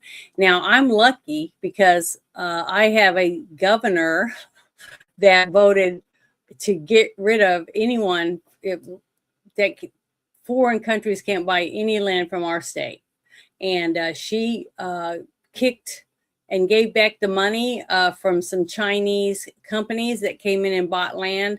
But that's why when she found out about it, she said, "No, that's not going to happen, and we're not selling it to the communists or whatever." So we kicked them out. I've talked about that. I think it was early last year when Sarah Huckabee signed that directive or whatever it was. I don't know the terminologies very well, but I was so happy to see that I had a governor that cared enough about the people in her state that she didn't want the money.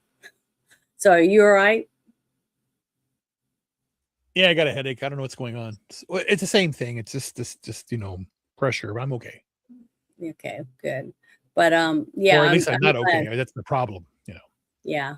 Well, I hope. Well, the thing is that the doctors don't know what's wrong. That's the problem. So it's what throws me off. Yeah. Well, I hope they can figure it out. I mean, well, that's why basically, unfortunately, everything that's going on, I have to go. That's why I want to go south, because I have to heal up, and that's the only place to go where I can, do that properly. I can't do it here anymore, and it's getting worse. Mm-hmm. And I'm having the doctors that don't know what's going on. It's just,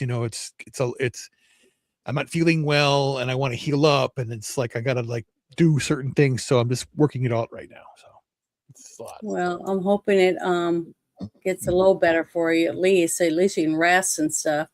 Well, I thought this was interesting because what was it? I think it was 2 weeks ago. I did a special cosmic chat show about the all the missing scientists and different people involved in certain things. But I'm also starting to see something like this, which is scary. That this gentleman, Oklahoma State Senate candidate, he's 54 years old. He was found dead in his truck. It says a Republican endorsed by Kid Rock was reported missing after failing to appear at a Tuesday meeting. His truck was found in Sandy Sanders Wildlife Management Area, and authorities later discovered his body. So I don't know if he was in the truck or not, but from the pictures I saw, it kind of looks like his truck went off the road. So I don't know if he was run off the road or somebody drove by and shot him and he went off the road. I don't know. I don't have enough details yet, but this is going to be really interesting. I want to find out what happened to this guy. But let me make this bigger. This is in Oklahoma.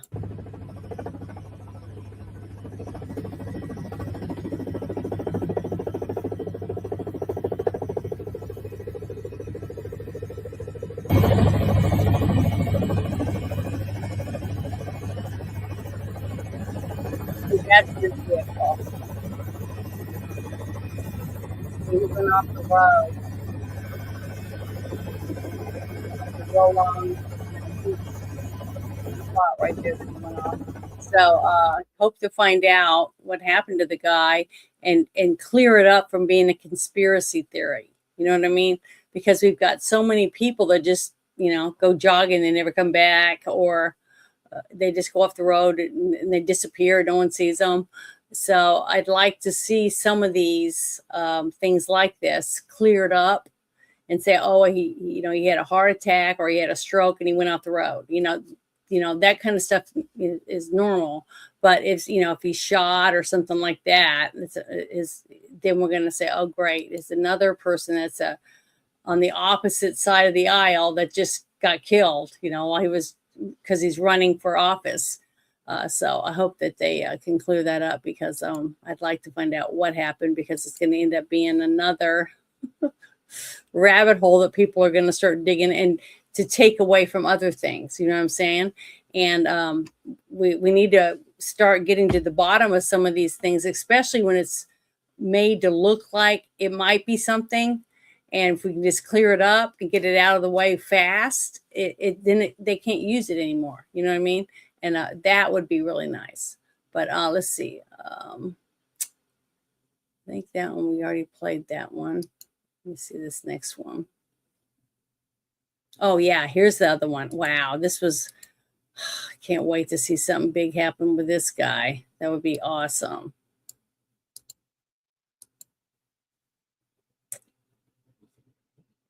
Okay. Let me pause this. Just turned up. Gavin Newsom's California Medicaid program alone has reportedly lost $146 billion with a B to fraud. Now you know why when I showed you that fraud thing that they just started, our government, that they're hiring lawyers and stuff to help go through this. This is one of the reasons why. Okay. And it was that young kid from Minnesota, so I don't remember what his last name is, that started this whole thing. And it got people's minds going, just like what Doge did, right? So I think it's great. We got people stepping up to the plate, trying to clear this mess up.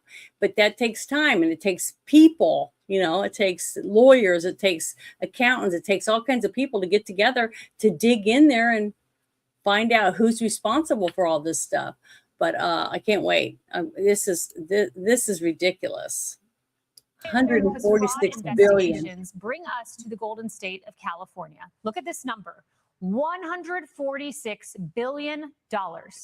Health and Human Service officials confirmed that number to Chris Rufo as the staggering amount of fraud in a single program in Gavin Newsom's state Medicaid system. Stop and think about that. $146 billion, a single program, a single state. That is slightly more than Warren Buffett's estimated net worth. It is more than the GDP of several small countries like the Marshall Islands and Dominica, just to name a few. And it is well over $100 billion more than the most valuable NFL team, the Dallas Cowboys. That is just for Medicaid, just in California. So imagine what the total number of fraud is when you count all the social programs in all 50 states. The Trump administration is imagining that, and they are now taking action in a stunning raid of hospice facilities in Gavin Newsom's California. Now, just this week, the Justice Department announced 8 people were arrested accused of defrauding the state out of more than $50 million.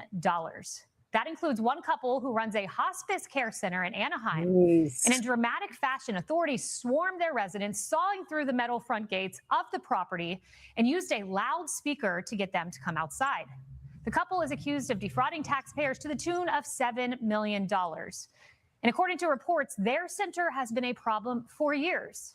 Over the past 5 years, they reported more than 97% of their patients lived, and that's in hospice. That is unheard of. 90% of patients, on average, die less than 6 months after admission. Amazing. That is just scary.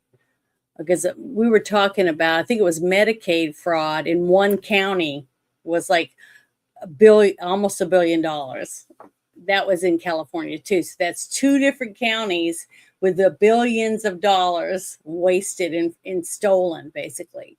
So people living high off the hog off of all of us. And we have veterans that live on benches and in vehicles. Families living in cars, stuff like that. And these people are eating steak and lobster and licking their fingers, enjoying all the tax dollars that they just gobbling down.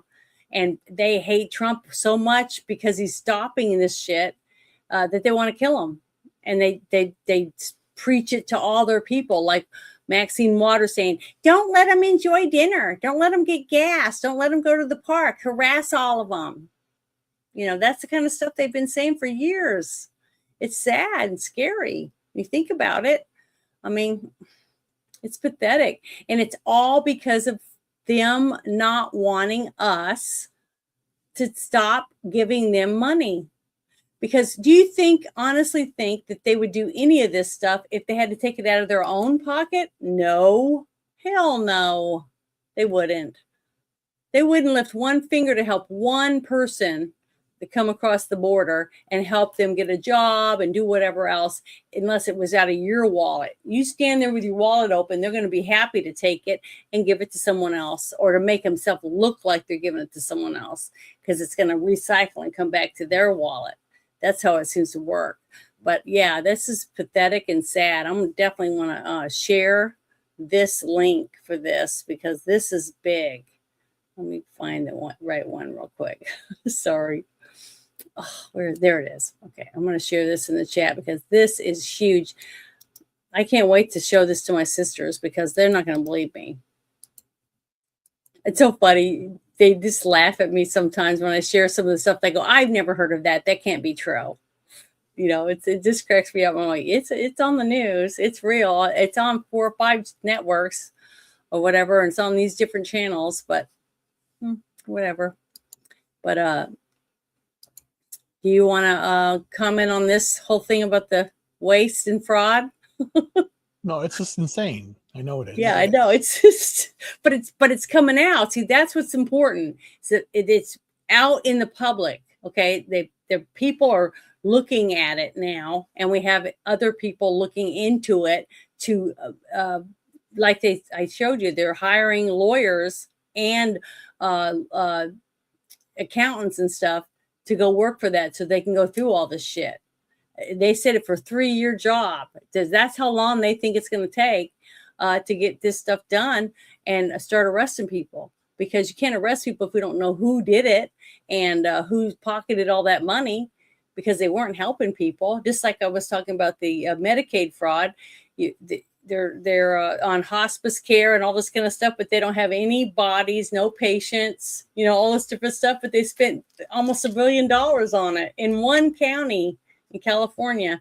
So it's like, it's sad. I mean, it's just so much waste. And then they have hydrants with no water. They have all these reservoirs with no water. They have no nuclear plants running anymore.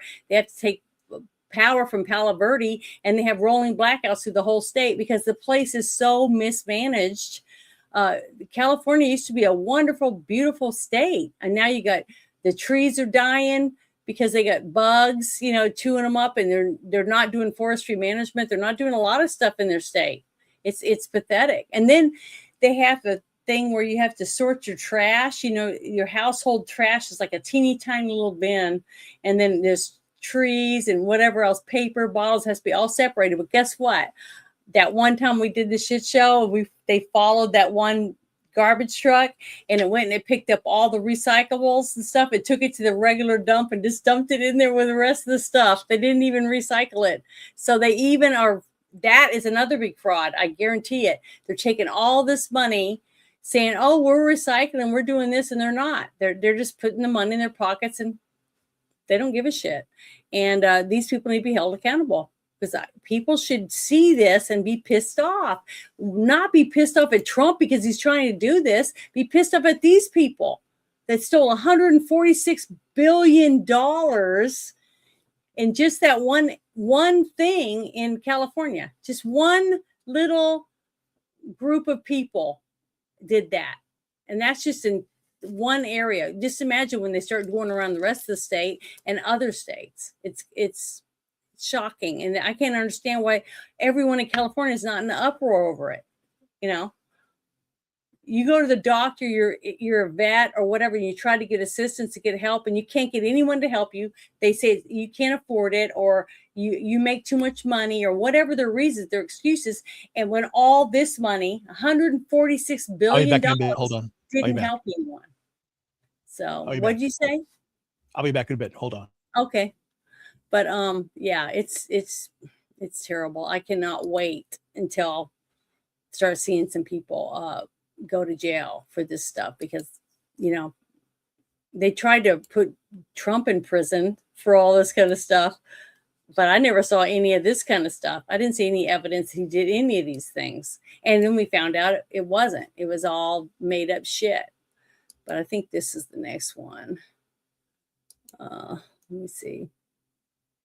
I can't see anything. They're just a green screen on my side. I don't see this, like we see this picture. It used to be over there, but it's not there anymore. It's gone. So I don't know if it's my program or if it's StreamYard or whatever. It's not letting me see anything. So it's really hard to make sure I'm clicking on the right one. Okay, this is a United States Postal Service employee, Ethan Pease, and he is a whistleblower about ballots about more stuff coming out. So you've got all these cases. You got fraud over here. You got fraud. There's so much fraud, and it's all in every department basically. And you got all the different departments all working diligently trying to clean it up and get to the bottom of it and find out who did what. And that's why people are so mad. They're not arresting people. Well, you got to have a case. You got to have everything lined up.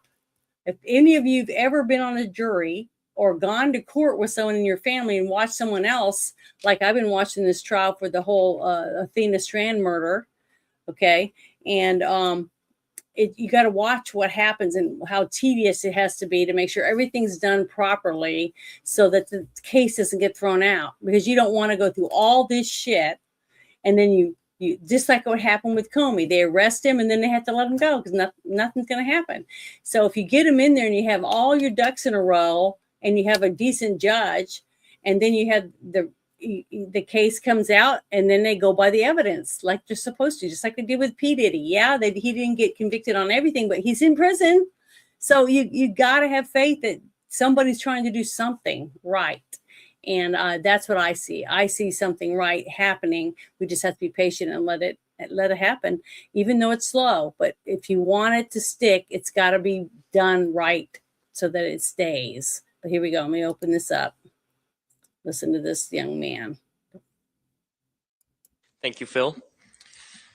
During the run-up to and on Election Day, I was working as a temporary hire at United Mailing Services, UMS, a USPS subcontractor in Wisconsin. I began employment on August 26, 2020 as a route driver and box truck driver. This meant my job was to pick up mail on a predetermined route and deliver it to UMS for sorting and metering. I would then take the sorted mail in my box truck to USPS. In September or October, I began to deliver mail-in ballots from UMS to USPS as part of my evening delivery duties. I knew this because there was special bins marked for ballots only. On one occasion, I forgot to retrieve the ballots for transportation and had to go back for them. After that, I always made sure to check that I had the ballot bins loaded for transport. On November 2nd, 2020, I noticed that there was only one ballot in the bin for delivery to USPS. And on November 3rd, Election Day, there were no ballots in the bin for delivery. One can imagine my surprise then when the next day, November 4th, I was asked by a senior USPS employee named Monte if I had forgotten any ballots the night before. Monte explained that an order came down from the Wisconsin-Illinois chapter of USPS that 100,000 ballots were missing. Monte then told me that his post office had dispatched employees to look for the missing ballots around 4 a.m. and that only 7 or 8 were found at UMS. Based on my previous experience and habit of double checking for ballots, I believe that to be a lie. The following day, November 5th, 2020, I had a conversation with a different USPS employee named Rachel, in which she admitted that USPS employees were ordered to backdate ballots that were received too late to be lawfully counted. I asked Rachel if I would get in trouble with my boss for those ballots the other night, referring to the allegedly missing ballots I discussed with USPS employee Monte on November 4th, 2020. No, you wouldn't, she responded, as long as they were postmarked for the 3rd. She continued, that's why they had us do that. I didn't bring any of this to the attention of my supervisors at USPS at the time due to what I perceived to be their hostility towards President Donald Trump and their evident contempt for the law.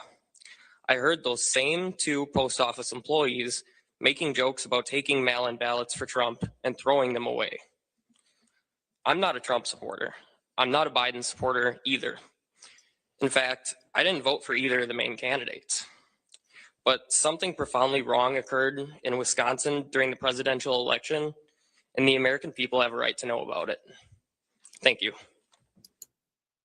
Wow, I think it's wonderful. It's nice to see that we still have young people that realize the mess that we're in and why we're in that mess, okay? Because they actually had a job and listened and paid attention to what was going on. And now he has to live with that. He's got to live with what he helped them do, right? Even though he didn't know anything about it. And if he hadn't listened and paid attention, he probably still wouldn't know. And I'm proud that, we still have young people like that are willing to step up to the plate and take a lot of criticism. Because I'm telling you right now, the people that didn't want Trump to leave that place to eat, some people, they don't want him to leave either. So it's sad. I mean, that's how I feel about it. I mean, I've gotten death threats on my tiny little channel, so it just because they don't like my point of view, and all they have to do is go click and go to the next channel. That's how simple it is. But some of these people, they don't think the way we think. They don't have common sense. Just like I say that all the time, common sense tells you, just move on. It's not worth it. But no, they just want to do as much damage as they can. But did you know about this, young man? No. So, little by little, it's trickling in. I can't find all of it, but I guarantee they got way more than this little tiny bit that I've been able to play on our shows over and over. The difference of one person here, one person there, because it's, all dragged out in so many different states. And that makes it really hard to get it all and put it together for everybody, right? So, but it is happening. So I am thankful that we have people as of right now that I really think are doing the best they can for our country. It's just a pain in the butt. It's a lot of shit. Yeah. But let's see. I think this was one of the ones I was going to bring up too. I can't read it because I can't see it. Oh yeah. Okay. Remember in Trump's first administration when he hired this guy to be the one to run Space Force? Remember that? Lieutenant Matthew Lomer is his name. Well, as soon as Biden got in, he fired him. So Trump went and got him again, put him back in. So, but these are the different things right here, because he was talking about, the wokeness in there and some other things that he thought was wrong. Here, I got it. Mr. President, first off, I want to speak on behalf of everyone here and say thank you for taking time tonight to speak with our troops. Thank you. Thank you very much. We got a lot of good-looking men in this audience, don't we, huh? And a lot of good-looking women also, by the way. Thank you very much. Okay, go ahead. I'm going to revisit something you've talked about already. My name is Matt Lohmeyer. I was an Air Force F-15 pilot, and I was a commander in your newly created U.S. Space Force.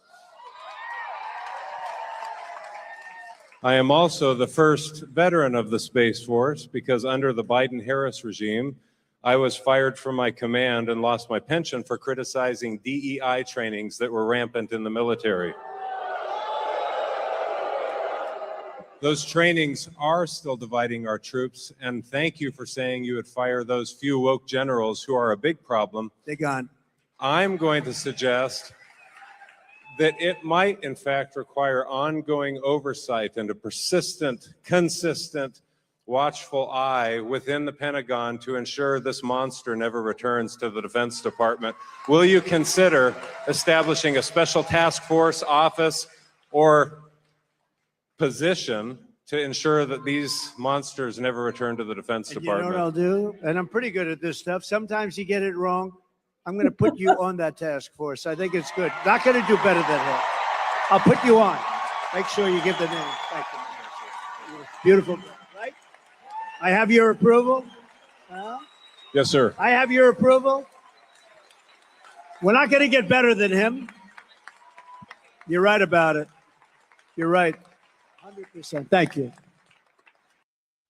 I thought that was great, but I was shocked. How tall is President Trump? He's like 6'6" or something, right? 6'2", 6'3". Yeah, well, he is. Okay, well, his son is Barron, is 19, and he's taller than his dad. Well, that guy was standing, he was almost a whole head taller than Trump. I was like, holy crap, he's huge. I couldn't believe how tall he is. I would reject the notion that diversity is our strength based on DEI definitions of diversity, equity, and inclusion. Merit based, okay, I'm going to get away from that because if we're trying to find a unity of understanding, let me say this: skill and performance matter in the military if you'd like to deter conflict and win our nation's wars, period. As a commander in the military, I had a black colonel fly across the country to promote me to lieutenant colonel because I loved the hell out of the guy and respect his views on the Federalist Papers, which he was teaching me after work hours, and because he was the best leader I've ever worked with. The best airman that I had working for me, incidentally, was a transgender airman.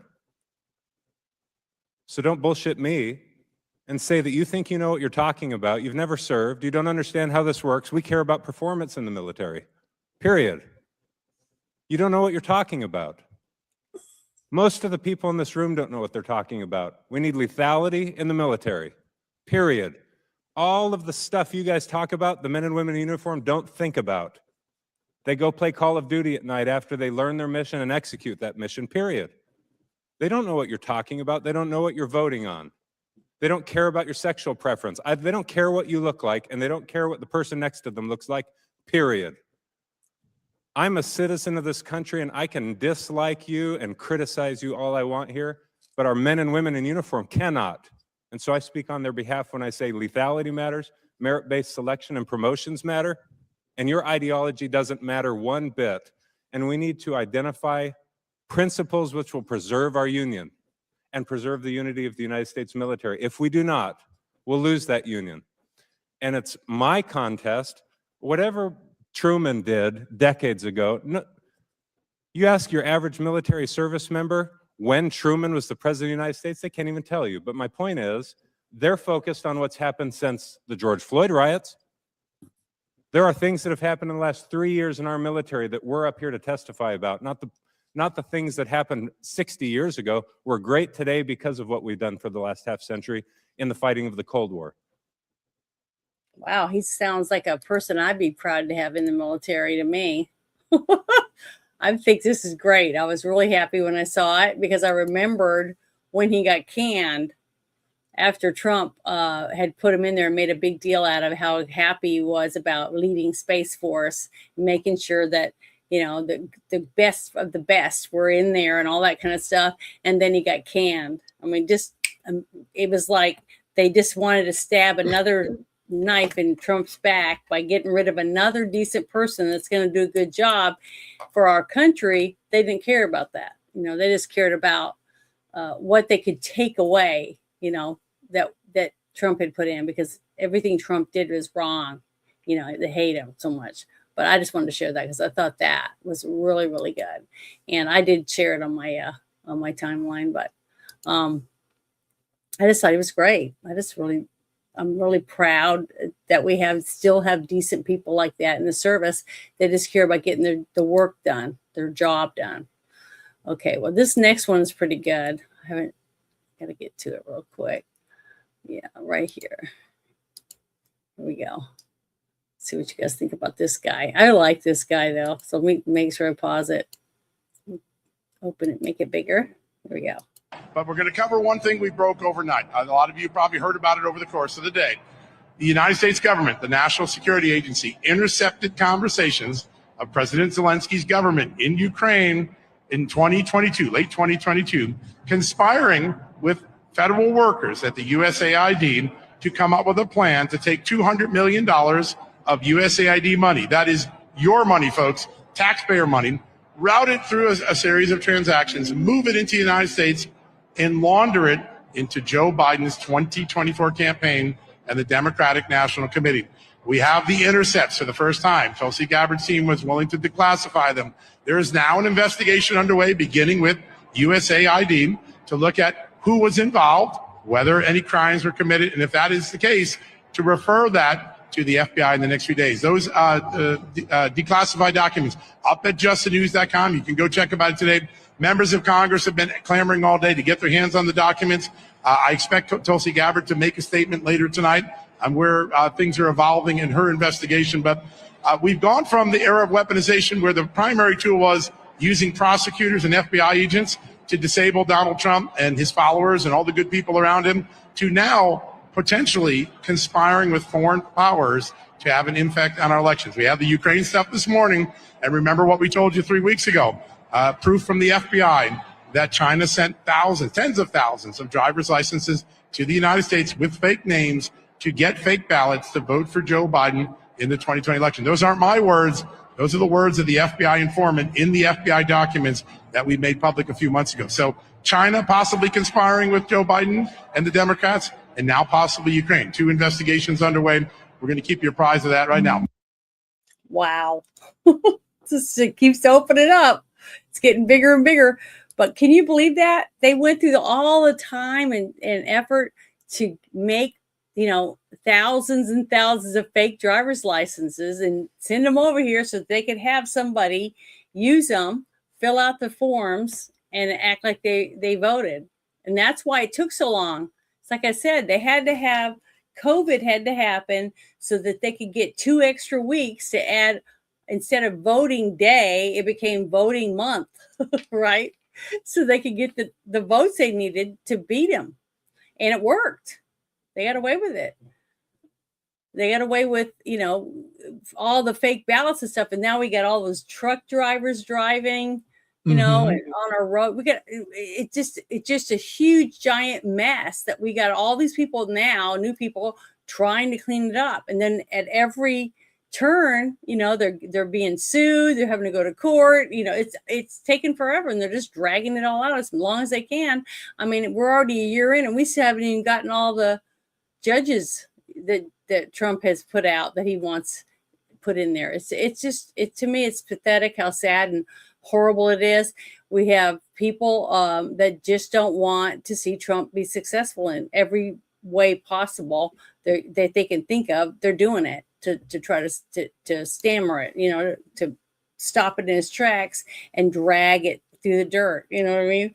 Because if it takes long enough, people will say, well, Trump's not doing what he said he was going to do. He's a failure too, because it's already been a year, but it took how many years to get where we're at? I don't know. To me, I don't understand how people can. Everyone's so used to Uber and Uber Eats and driving to the drive-thru, that everything like this is what they're used to. So the fact that they have to wait, and I was telling people the other day, I've been watching the Athena Strand trial sentencing about the FedEx guy that picked up that little 7-year-old and murdered her and then dumped her body. Okay, that happened almost 4 years ago. He's just now being sentenced. Okay, he admitted he was guilty because they had video of him killing the girl. It's all inside the truck, everything he did to her, and now he's just trying not to get the death penalty. And it's taken 4 weeks to do this one thing for the sentencing part, and people whining about this stuff a year. Oh, it's taking forever from doing. I go, these parents have been waiting almost 4 years to see justice for their 7-year-old daughter. I think you can wait till the end of Trump's, term to see whether or not he can get that way. It's just pathetic how people are just so whining, complaining, because they have nothing better to do except for look into stuff. If you think there's a way that you can speed things up, why don't you help them? Dig up the information and send it to them and say, here's some information. This will help you put those people in jail. Do something. Get off your ass and stop whining. Go sit and watch Athena Strand's the case and watch that whole thing and see what her parents went through, and then tell me that you're worse off because you're not even involved in any of this stuff. You're just sitting and waiting on Trump to fail. Whatever. I don't know what your reasons are, but to me it's pathetic. I've had to put a 10-minute timer, on this stream because of all the trolls. Get tons of trolls, Trump haters or whatever, me haters that they can't stand me. So they have to be a member of my channel for 10 minutes before they could write in the chat. I had to do that because it's terrible. I waited 5 minutes and there was tens of them, I had like 5 or 6 of them in there. So it's terrible. But let's see, that was the one I just did, I think. Yeah, let me close that one. All right, and we got a couple left, so we're getting close. And you almost made it through the whole thing. Okay, here we go. This is what I was telling you about earlier. the Dan Bongino interview or part of it. Because a lot of people were interested in finding out what they could when he left, after he left his position in the FBI. And I didn't watch it. I didn't watch any of his stuff or whatever, because I was kind of let down by him, But some people said, oh, he's sick, and some other stuff. I don't know. I haven't looked into it. But this came across my timeline because I follow Eric, and he posts some pretty good stuff. So I decided to click on it. So I thought I'd share it with you guys. Here we go. He's on Sean Hannity.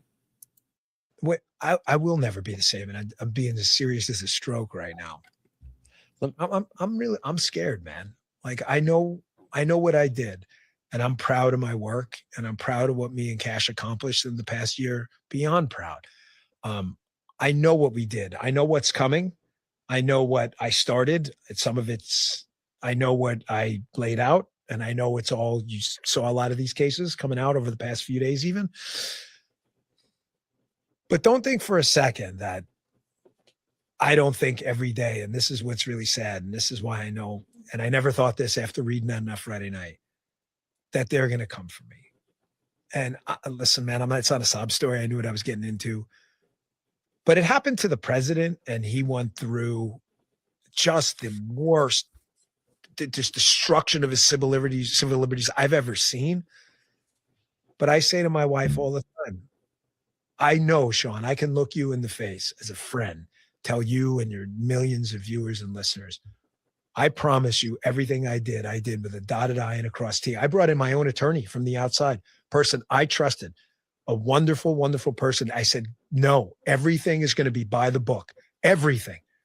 I'm confident in that. And you know what? It don't matter. They'll rewrite the book, just like they did for President Trump. And I said to my wife, I said, I got a 14-year-old. The presidency could change. I hope it doesn't in a little over 2 years. You don't think on election night, if we lose, like it's not going through my head, like they're going to send some thugs to my house?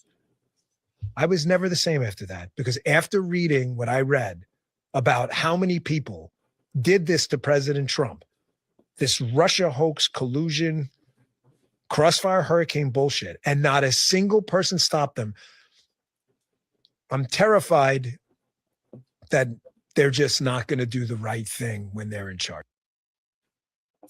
Wow. Pretty good, huh? Pretty deep. But I've been saying it all along. I've been saying that about all these people, even when Clinton was in, that these people will throw a kid under a bus for $5. They have no morals. They don't care. And this is my opinion. I'm going to say that again. From everything that I've seen, these people would do anything for themselves. They're all narcissistic sociopaths is what it looks like to me. And that one guy that did, when they were just talking about the shooter, the attempted shooter guy, everything he said in his posts and stuff, it sounded just like a narcissist. So it's like they're training all these people through school, from elementary school up to be me. And I'm always right. That type of attitude. You ready to leave? No, when we're done. Okay, well, I'm almost finished, but that's how I feel about this, and you could tell that he talked to his wife and he said, we got to do. That's why I'm worried about this whole midterms that's coming up. The elections. This isn't it this year in November, right? Okay. The thing is, if Congress doesn't get all this stuff to get off their ass and get the SAVE Act done to where these people can't vote, and we lose more seats and they get more say, Trump won't get a damn thing done. Nothing will happen. Every single thing he does will be done by executive order. And what happens when you do that? Oh, he's a king. He thinks he can do whatever he wants. He just writes down it on a pen. He has no options. They're not giving him any. And that's what they're trying to do. And we have enough rhinos that are stopping anything from passing. Can't put in judges. And every time Trump says if they're gone long enough, I'll appoint them. But he can't, because they just come in and go kick with a gaggle. And then they go home. So they're just assholes. They know exactly what they're doing. And it really pisses me off, because they're stifling government, just like what those guys said on the Hill. They said, hey, we've done this multiple times. We passed it back to them, but they won't do anything with it. They just let us sit there. So, you know, until we can get those people out, get their asses out, or the people from the states that put them in those jobs start harassing the shit out of them, saying, we demand you earn your check. Get your ass in there and pass the SAVE Act. Get it done. But I don't know. I'm really worried. And by listening to this interview by Dan Bongino, he's worried too. He's worried that if enough people get in there, it's over. And all these people that just disappear or found on the side of the road or whatever, and they're got an R next to their name or a C for conservative, you're gone. Got to get rid of you, because we want that $146 billion to waste on our pools and our yachts and whatever else we want to buy with hookers, blow, fentanyl, whatever they want to spend that money on. That's what they're going to do. And if we don't do anything to stop it, we won't have anything left. Our children, our grandchildren are going to grow up in a country where they can't have anything. You'll be told what to do, what to eat, and what you can have by the people that have everything, and they look down at you and tell you what to do. That's what I'm worried about. And you know, if we don't hold on or get these people off their ass to do their job, I don't see how. I mean, just think about it. All they got to do is flip Florida or Texas. That's 40-something. 40 is it? I think it's 48 electoral college votes just from Texas. We'll never win another election because Arkansas, our whole state doesn't even have as many people as the city of New York has. Just the city, you know. Right. So people just can't comprehend that when they see the state on the map. It's big, you know. That, oh, look, it's all red. It's got a lot of people. It's not people. When you go to the blue areas, it goes up, up, up, up, up, up, up. The amount of population compared to the rural areas where it's like 1 or 2 layers. That's it of, you know, of people numbers. And it's really scary to think about it, but you know, it's up to us, people. We got to get off our ass, take back our states. And Arkansas is doing pretty good, but we don't have the people. We don't have the numbers that some of these other states have. So, you know, I just don't know how we're going to you know, fix this or change it. Hold on, I think we got. Let me see. This is the last one. I can't see anything. It's blue. Can't see. No, it's just a blank screen. Okay, yeah, this is a good one. All right, I'm gonna turn it down. I like Holly. He's a lot of people don't like him. They think he's an arrogant asshole, you know, and the same stuff they say about Trump. But I like him because, to me, I don't care what he has to do to get the truth out. You know, when he's sitting his ass in that chair, and we're paying him with our tax dollars, he should be doing everything he can to get the truth out and to be able so that they can get things done, get laws passed and stuff. And to me, even if he has to be a little rough, oh well, that's how I look at it. So here we go. I'm going to make it bigger and turn it up a little bit. So here we go. Listen to this. You know, the other thing is whistleblowers came to you as early as 2019. Let's look. As early as 2019, whistleblower. Don't talk over me. No, as early as talking over me. 2019, it's my hearing, pal. As early as I'm not your pal. 2019, Don't call me whistleblowers came to. Well, I should call you prisoner because you ought to be in jail. All right, here with more, Missouri Senator Josh Hawley. All right, he was warned. Whistleblowers tried to tell him.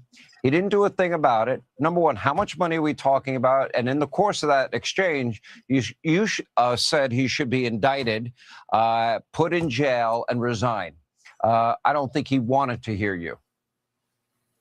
No, he didn't, Sean, which is why he was trying to shout over me. But you know what? The truth is a hard thing, especially when you're a crook like this guy. How much money? $250 million was stolen by this Somali outfit feeding our futures. He made $10,000 in campaign contributions. His family got more money in campaign contributions. Sean, whistleblowers came to him. He didn't do a thing. He didn't do anything until The fraudsters came to him in his office, asked him to get the investigators off of their backs and promised him money. And then he swung into action and put his hand out. That's what we call bribery, Sean. He ought to be indicted. He ought to go to jail. He ought to be ashamed. And you want to know why we have a corruption problem in this country? It's people like Keith Ellison.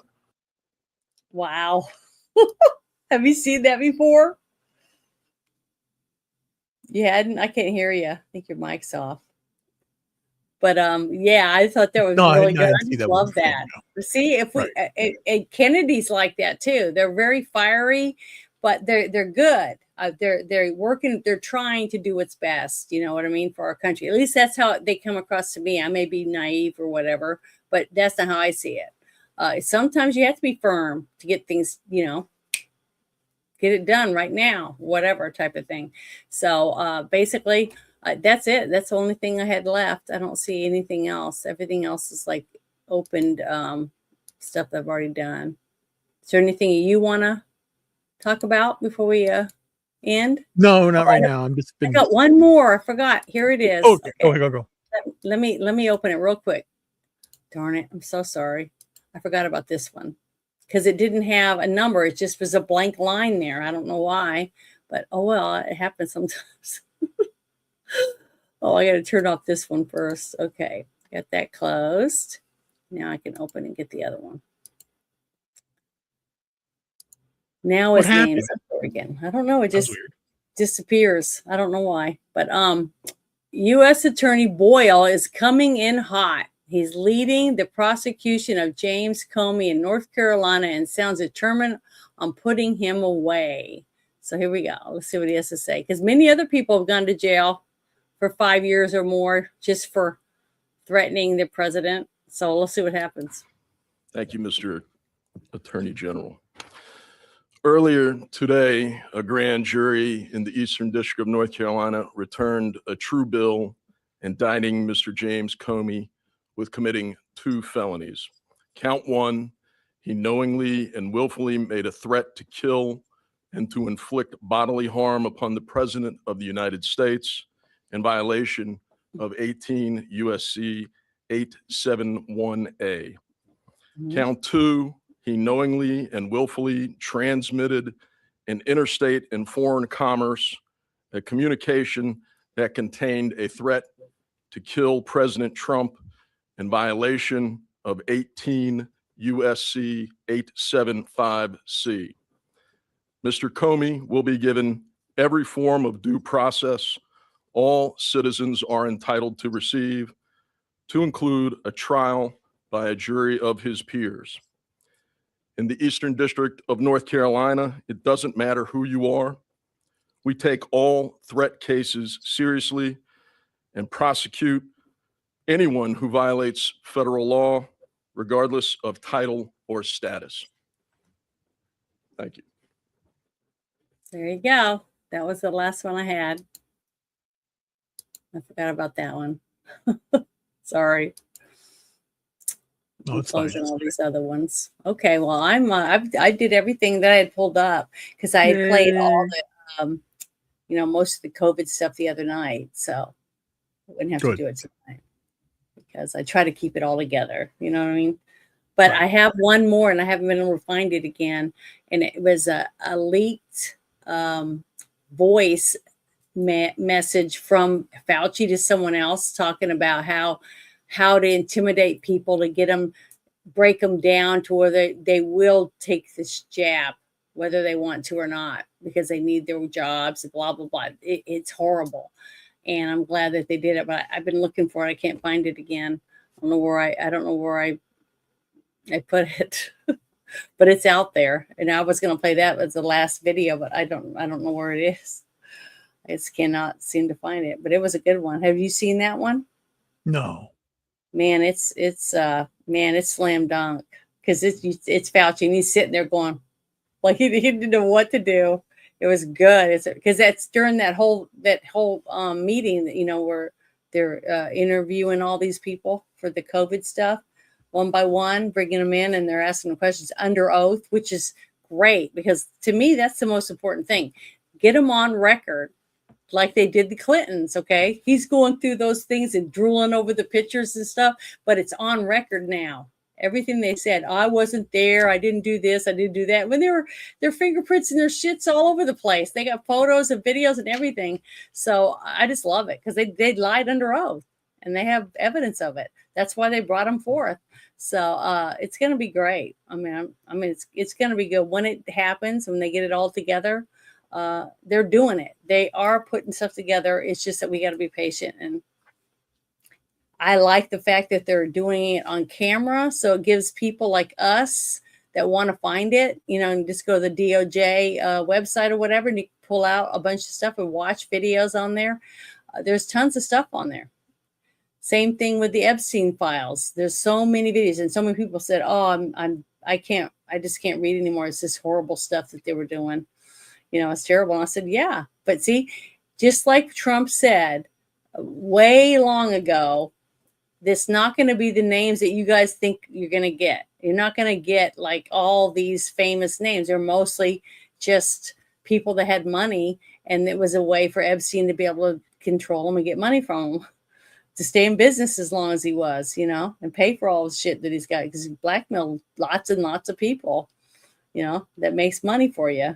So, but, the girls did get paid a buttload of money, some of them, because the brother, after his brother died, his brother went out and gave out like, it was a $200 million settlement or whatever, and the girls signed non-disclosures or whatever, and they took the money and they went and they, decide to have families of their own and buy a home or whatever it was. But, time heals a lot of people. They just want it to be over with. Just like that trial I was telling you about, you can sit there day after day after day and have a room look the same and everything. It doesn't fix anything. Even the fact that this guy's going to get the death penalty, hopefully, the jury, only one person has to say, "Oh, his mom drank when she was pregnant, and he just didn't know what he was doing." But after you see all the evidence, you're like, "Yeah, he knew exactly what he was doing, and he still did it." So I hope he gets a death penalty. And it'll probably take 20 years, another 20 years that the parents have to sit and wait for the appeals and whatever else before they're going to actually get justice for their little 7-year-old daughter that got murdered before Christmas. It's horrible. Mhm. 4 years, almost 4 years ago. So she'd be 11 years old now, if she'd had her birthday. But it's, I just wish people realized how long it takes to go through court. It's just not something that goes like that. It's just not like that. It's not like going to, the drive-through at McDonald's. It takes years for most of this stuff, unless the criminal says, "I just want a speedy trial." And even if he says that, and the judge thinks that he just wants to commit suicide, then he won't do it. You know what I mean? He'll make him go to a mental place. It drags it out even longer. It's just really, really slow. The system is just, not made for the victims. It's made for the criminals, basically, their way of life. But yeah, that's good. I'm glad that they did rule. But the thing is, how long will that last? How long is it going to take where they figure out some other way to get around that? And that's why they don't want to pass the SAVE Act, because they need those votes. They need those illegals all over to be able to have some type of numbers that they need. And that's like I'm telling you, if every single person that's able went to their polling place and said, "I want to work the polls," just the one day, because that's how I should have. If they did that, if we had at least one person, if that, let's say one person in every town, whatever, they signed up to work the polls, guess what? They're not going to cheat right in front of you. Because the whole stunt where they said, "Oh, it's flooding in the men's bathroom. We have to leave the building, blah, blah, blah, blah." And I'm like, "Well, it's not flooding around me. Just block the hallway off or whatever." You see, I would have said, "This is stupid to clear out the whole building. I'm not supposed to leave these ballots." Because when you are sitting at a table and you are going to have ballots there. You got a whole box of ballots for your county or your parish or whatever, right? And those people are going to come to you, and you got to go process and give them one ballot a person, right? We had to swear an oath to a judge that we were going to uphold the law and do our job. So if somebody came and said, you have to leave, and I would go, okay. When I started getting my stuff, they go, what are you doing? I said, well, I have to take this with me because I swore I would not let these out of my sight until they were counted and back in that box and locked. So, you know, how can I do that if I'm not even in here and you're making the rest of them leave too? So we're all going to take our stuff. So that's what I would have said. That's why they wouldn't get away with it, because unless you're in on it, they won't cheat right in front of you. That's why when they had those cameras and they were showing all those videos and stuff of different polling places and how they thought it was weird, certain things that people were doing. And there was a guy, one man sitting at a table, and he had stacks of ballots and he was taking them, and I see a mark on it and he put it over here. Do another one. What's he doing? I've never seen anyone allowed to do anything like that.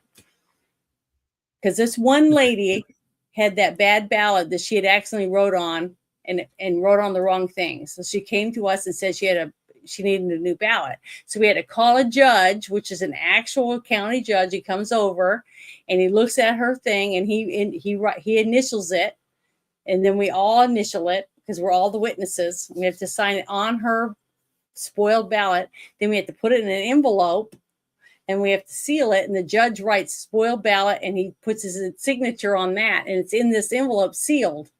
That's a ballot. And he drops it in the ballot box. It's already of all the votes, right?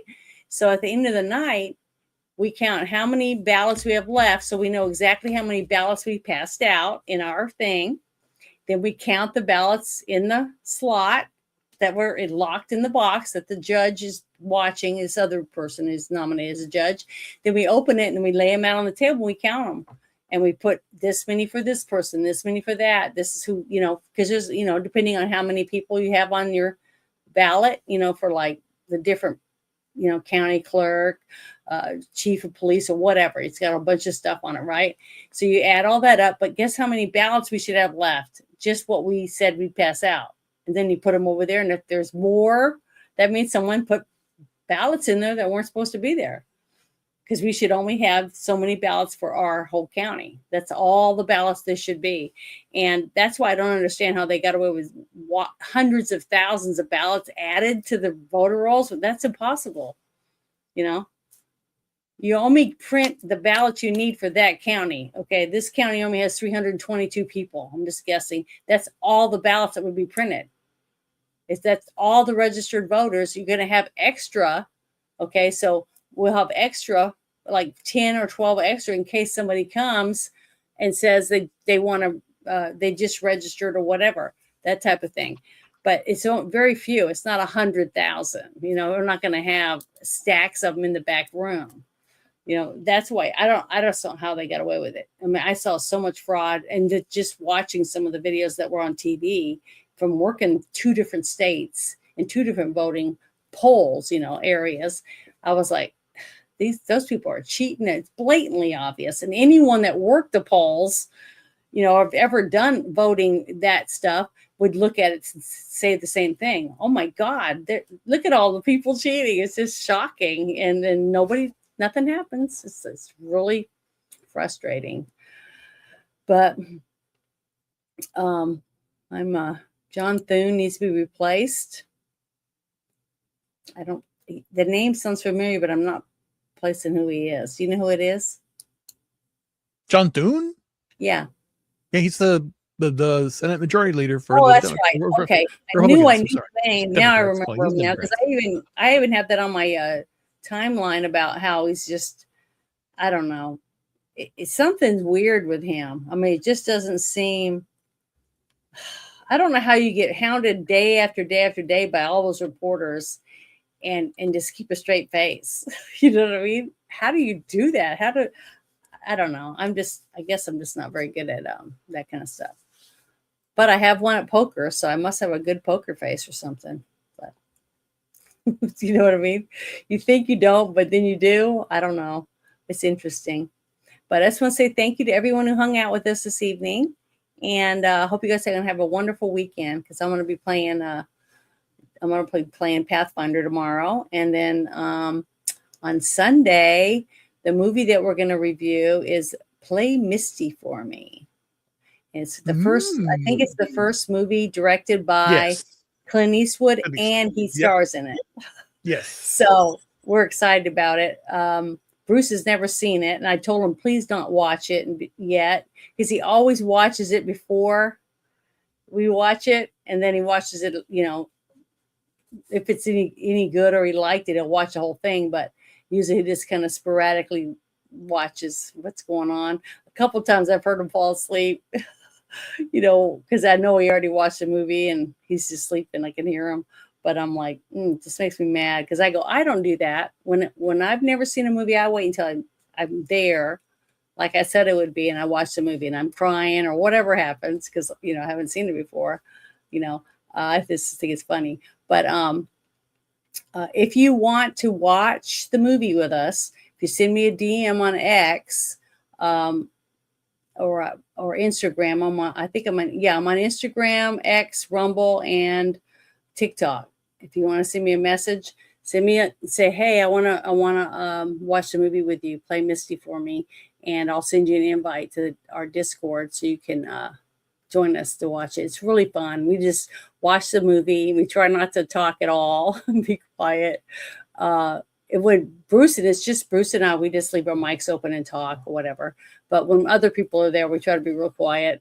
And then after, we all just sit around and talk about the movie. We look up really interesting trivia and stuff. It's really fun, because so many things that I found out about, different stuff going on behind the scenes that I didn't even know about.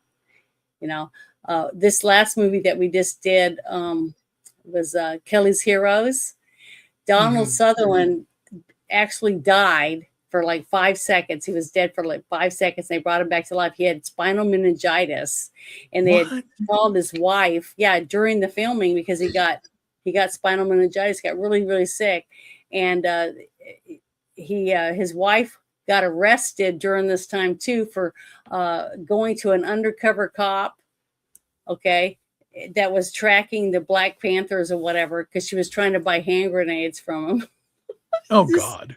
Yeah, real crazy stuff. You just never know what you're going to find. But that's what's great about having more people than just Bruce and I watching the movie. And we're all like looking up tidbits of information. And it's just interesting and fun. I really enjoy it. Oh, somebody wrote something right here.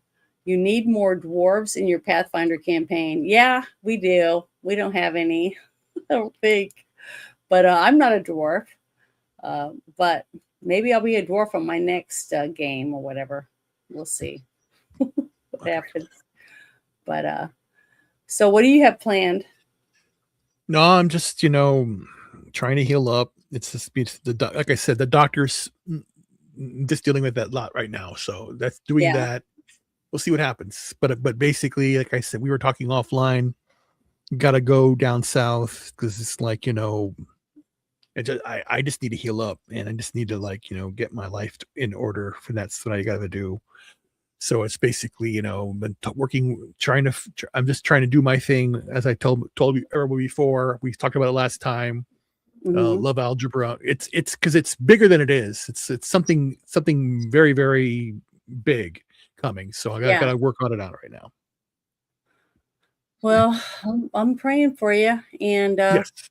Just gotta keep doing what you're doing, and hopefully it'll get better. I mean, you can't just snap your fingers. I know that, but before we leave, I want to show something to. I don't know if Hardwick saw it yet, so I'm going to play that one video I made. Oh yeah.